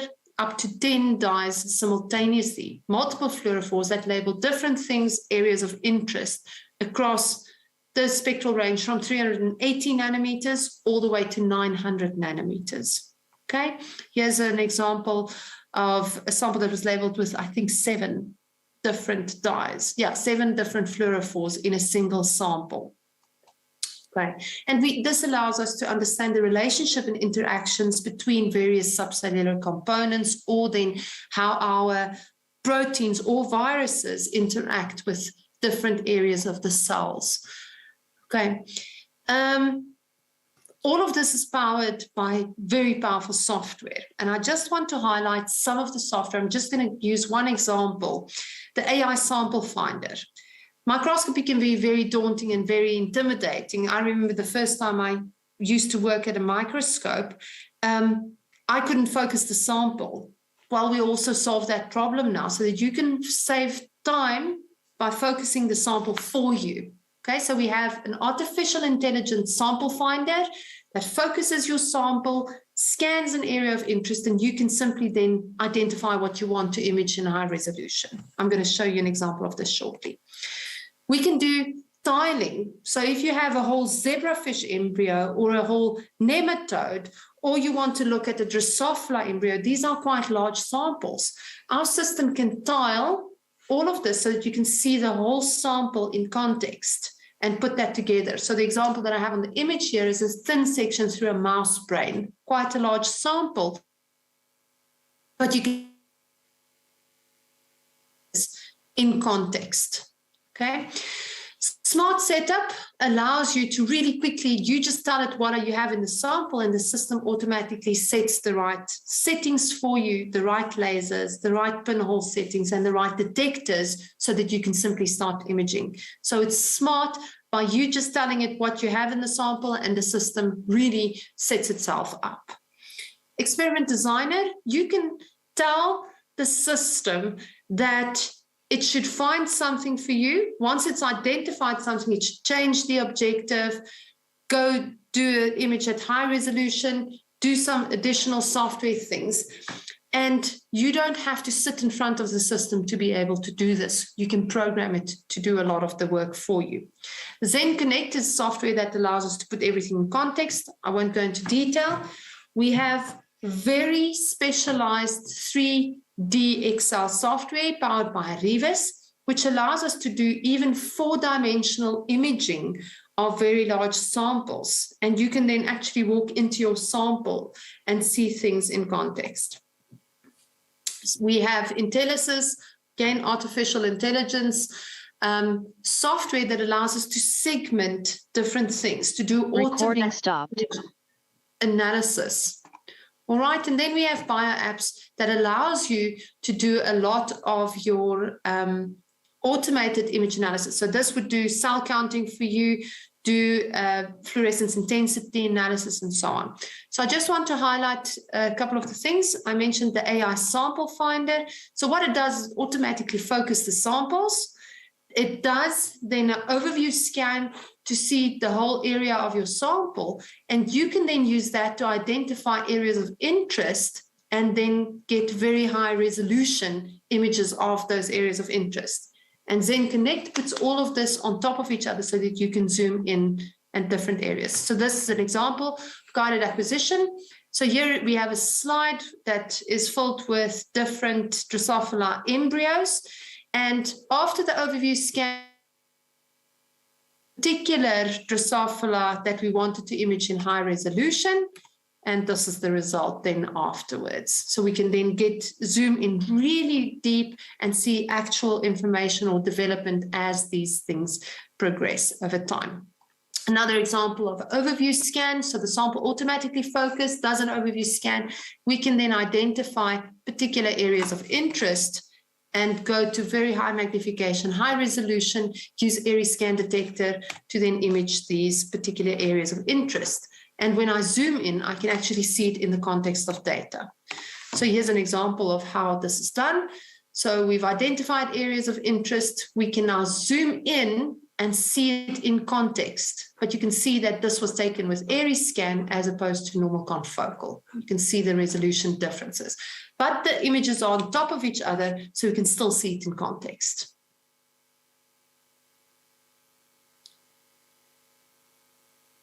And you can do this with single labeling or multiple labels, multiple different colors.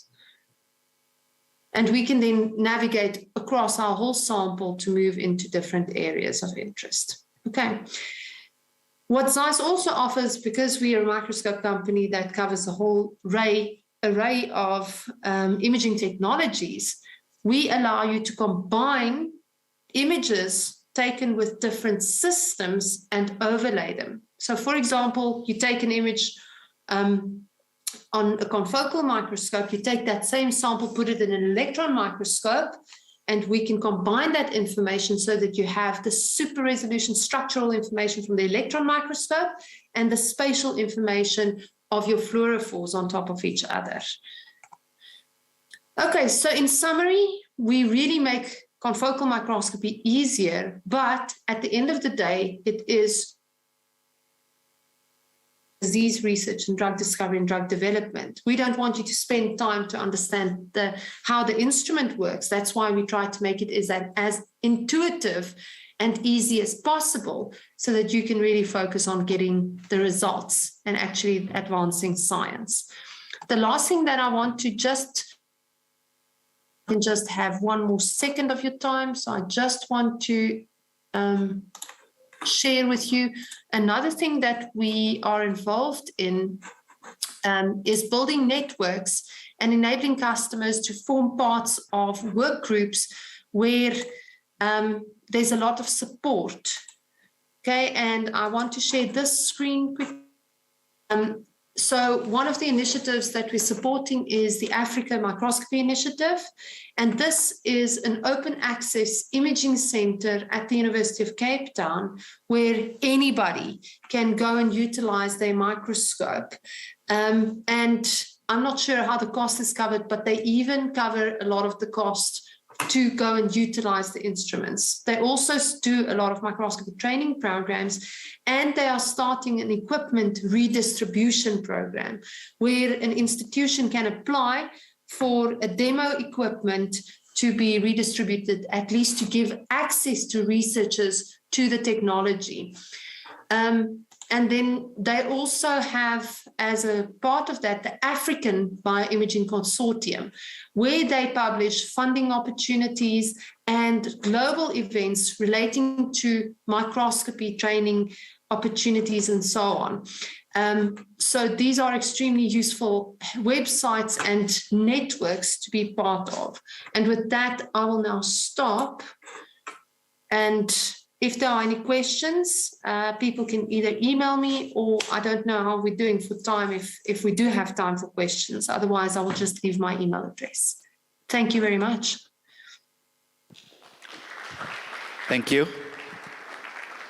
Thank you so much, Sonu, for that very well packaged and presented piece of knowledge. Indeed, endless possibilities of confocal microscopy. So the microscope has a lot of potential. There's so much a microscope can do. There's so much you can do with a microscope. And Sonu has been able to present this to us in a very vivid and well-organized manner. We now are moving to the question and answer session. And we already have some questions online. I think most of them have been directed to Professor Joko. I invite the participants following online to continue posting the questions in the Zoom chat box, and those who are here physically, and we have quite a number of participants attending physically, I would like to invite us to kindly show interest to ask a question, and I will spot you and invite you to ask your question. We have had 3 presenters. There was the first presentation by Dr. Mpofana. Dr. Mpofana was the first presenter. Then we had Professor Walter Jaoko, who is a keynote speaker. And we have had a presentation from Ms. Sonu Hendricks. So those are 3 presentations. I am looking out for the questions. In the meantime, we have questions in the chat box.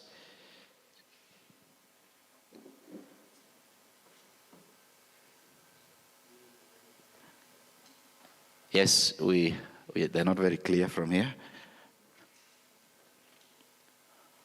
All right, thank you. If you go up, go down, please. Yeah, there's a question from Reverend Justice Mtuku, and this question is to Professor Jaoko. I hope Professor Jaoko is with us. Prof. Jaoko. Yes, I'm here. Thank you. I'm here. Thank you. So there's a question from Justice Mtuku. He's asking, I wonder how much of a generous and hospitable, in parentheses, communal African culture could have contributed or played a role in preparing the ground for this research, ethics abuses from the developed countries. Is African culture a potential aid towards research ethics abuse vetted on Africa? That's a question from Reverend Mtuku to Professor Jaoko. If you go down, please. Please scroll down. Another question from Dr. Ruth Owino to Professor Jaoko. Given the challenges faced by researchers in Kenya and Africa at large, what would be the best practice or business model for research ethics committees and units within institutions of learning? I invite Prof to proceed and respond to the 2 questions, as I invite members who are here physically to come up and ask their questions. Prof? Okay, thank you. Thank you so much. So the first question is with respect to our African culture, whether that is a potential towards people conducting abuses. I don't think so. Actually, research ethics abuse have been in notice all over the world. So we've had abuses. This is historical. Abuses in China, abuses in Japan, abuses in Southern Korea, abuses in the US. And Canada, and the UK, I'm not very much aware of that. So it has nothing to do with the African culture. Some of the abuses actually occur, not because the researchers intend to abuse the research participants. The problem is that the researchers have an interest. So there's a conflict of interest. So for example, if I do a study and I want to be able to look at a particular disease by collecting your blood samples, a researcher might think, okay, I need to collect 20 milliliters of blood every visit that you come. But for the researcher, if they use the blood and some remain, they can still be able to use it to answer another research question. So they're not actually intending to withdraw more blood from you just to harm you, but they have an interest. They have an interest beyond just withdrawing blood from you. A research ethics committee will look and ask the researcher, you want to do this test. Why do you need 10 milliliters of blood?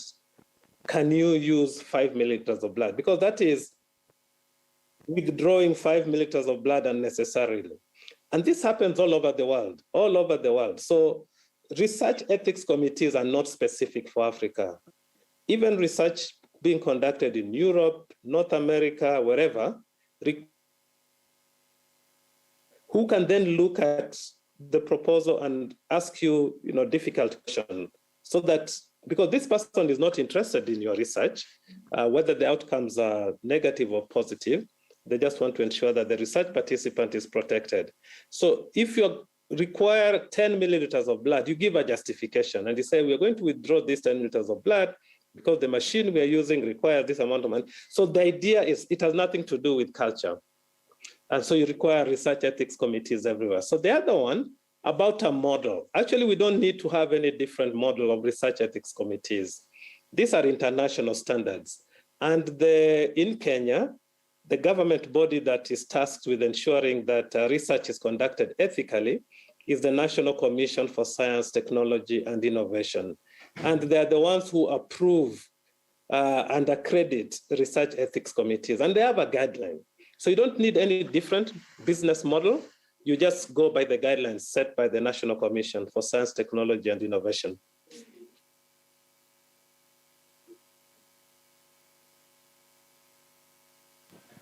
Thank you, Prof. Thank you so much for those good responses. Do we have a question? Any question from participants here? Yes, I can see a hand. Please just come over. If you have a question, come over. Oh, you want the microscope to you? All right. Any other question? Yes, there's a question here after Ms. Mercy. Then we'll go to Dr. Nthusi. Any question? Oh, you have a question? Thank you. Just have a seat there.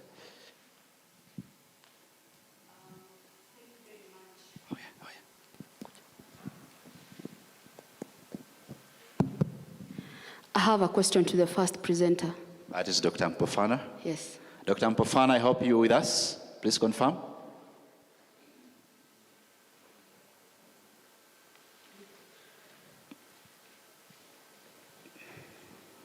Dr. Mpofana, please confirm that you are in the meeting.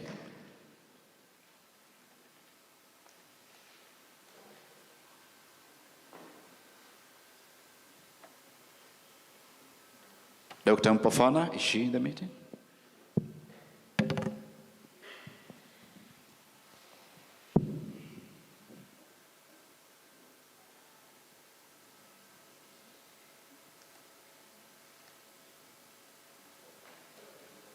Unfortunately, it looks like Dr. Mpofana has dropped. So unless you have a different question. Thank you. Dr. Nthusi? There's a question here.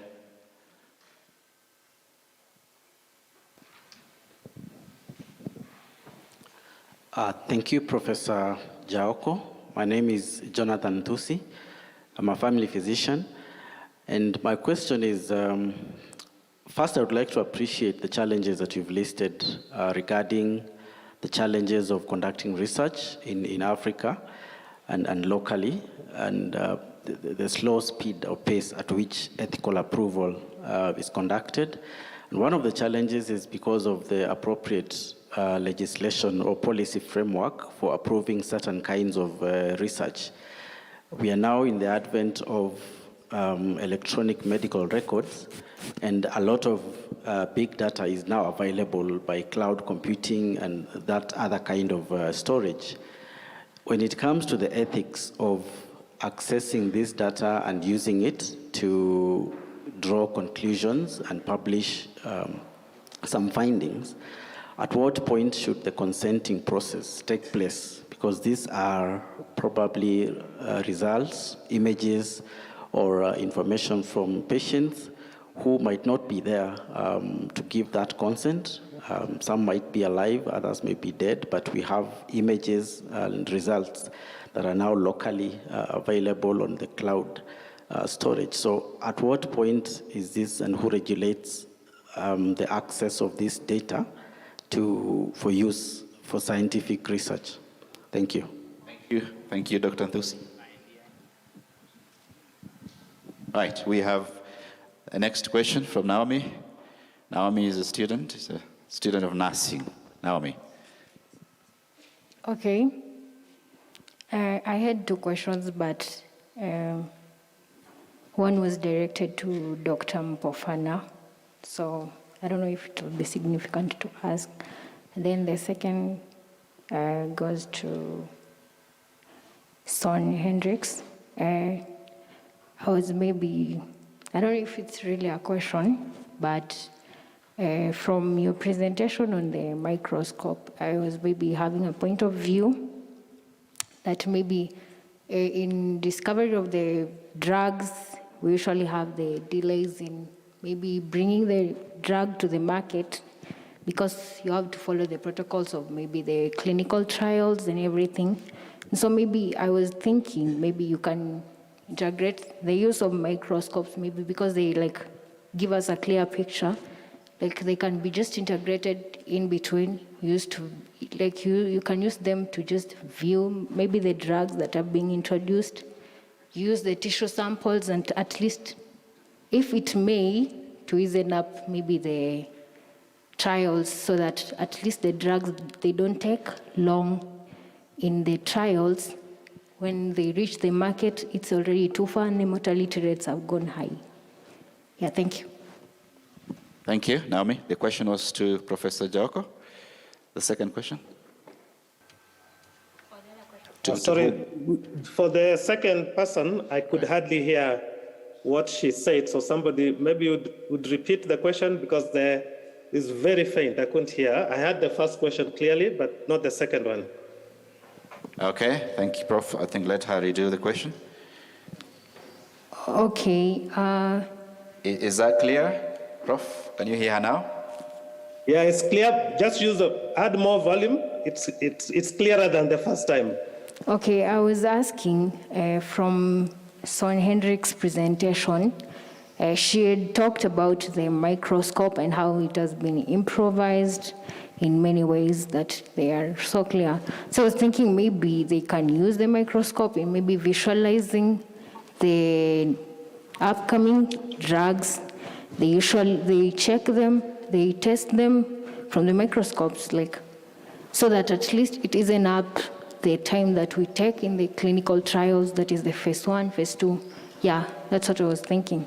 Maybe it can help in bridging the gap and at least the medications come on board before the mortality rates have gone high. Thank you. Thank you, Naomi. I think that was a remark towards Son's presentation. Sonu, I hope you have heard. Sorry, is everybody able to hear that? Can it be typed on the chat, please, if you don't mind? Whoever had it properly, I could not hear. I just know it's something to do with the microscope, but what the question is, we can hear one word and not the others. So probably as I answer the first one, if somebody could kindly put it on the chat because I can have access to the chat. Prof, it is, if you can hear me, the question yes, is just a remark towards the presentation by Sonu from Z's group. She is just commenting that the technology is quite advanced and able to do so much. And she's wondering if it can be used to visualize and observe what happens with the development of drugs. So it's just a remark, not really a question. Okay. Yeah, thank you. Thank you. Yeah, I listened to the presentation.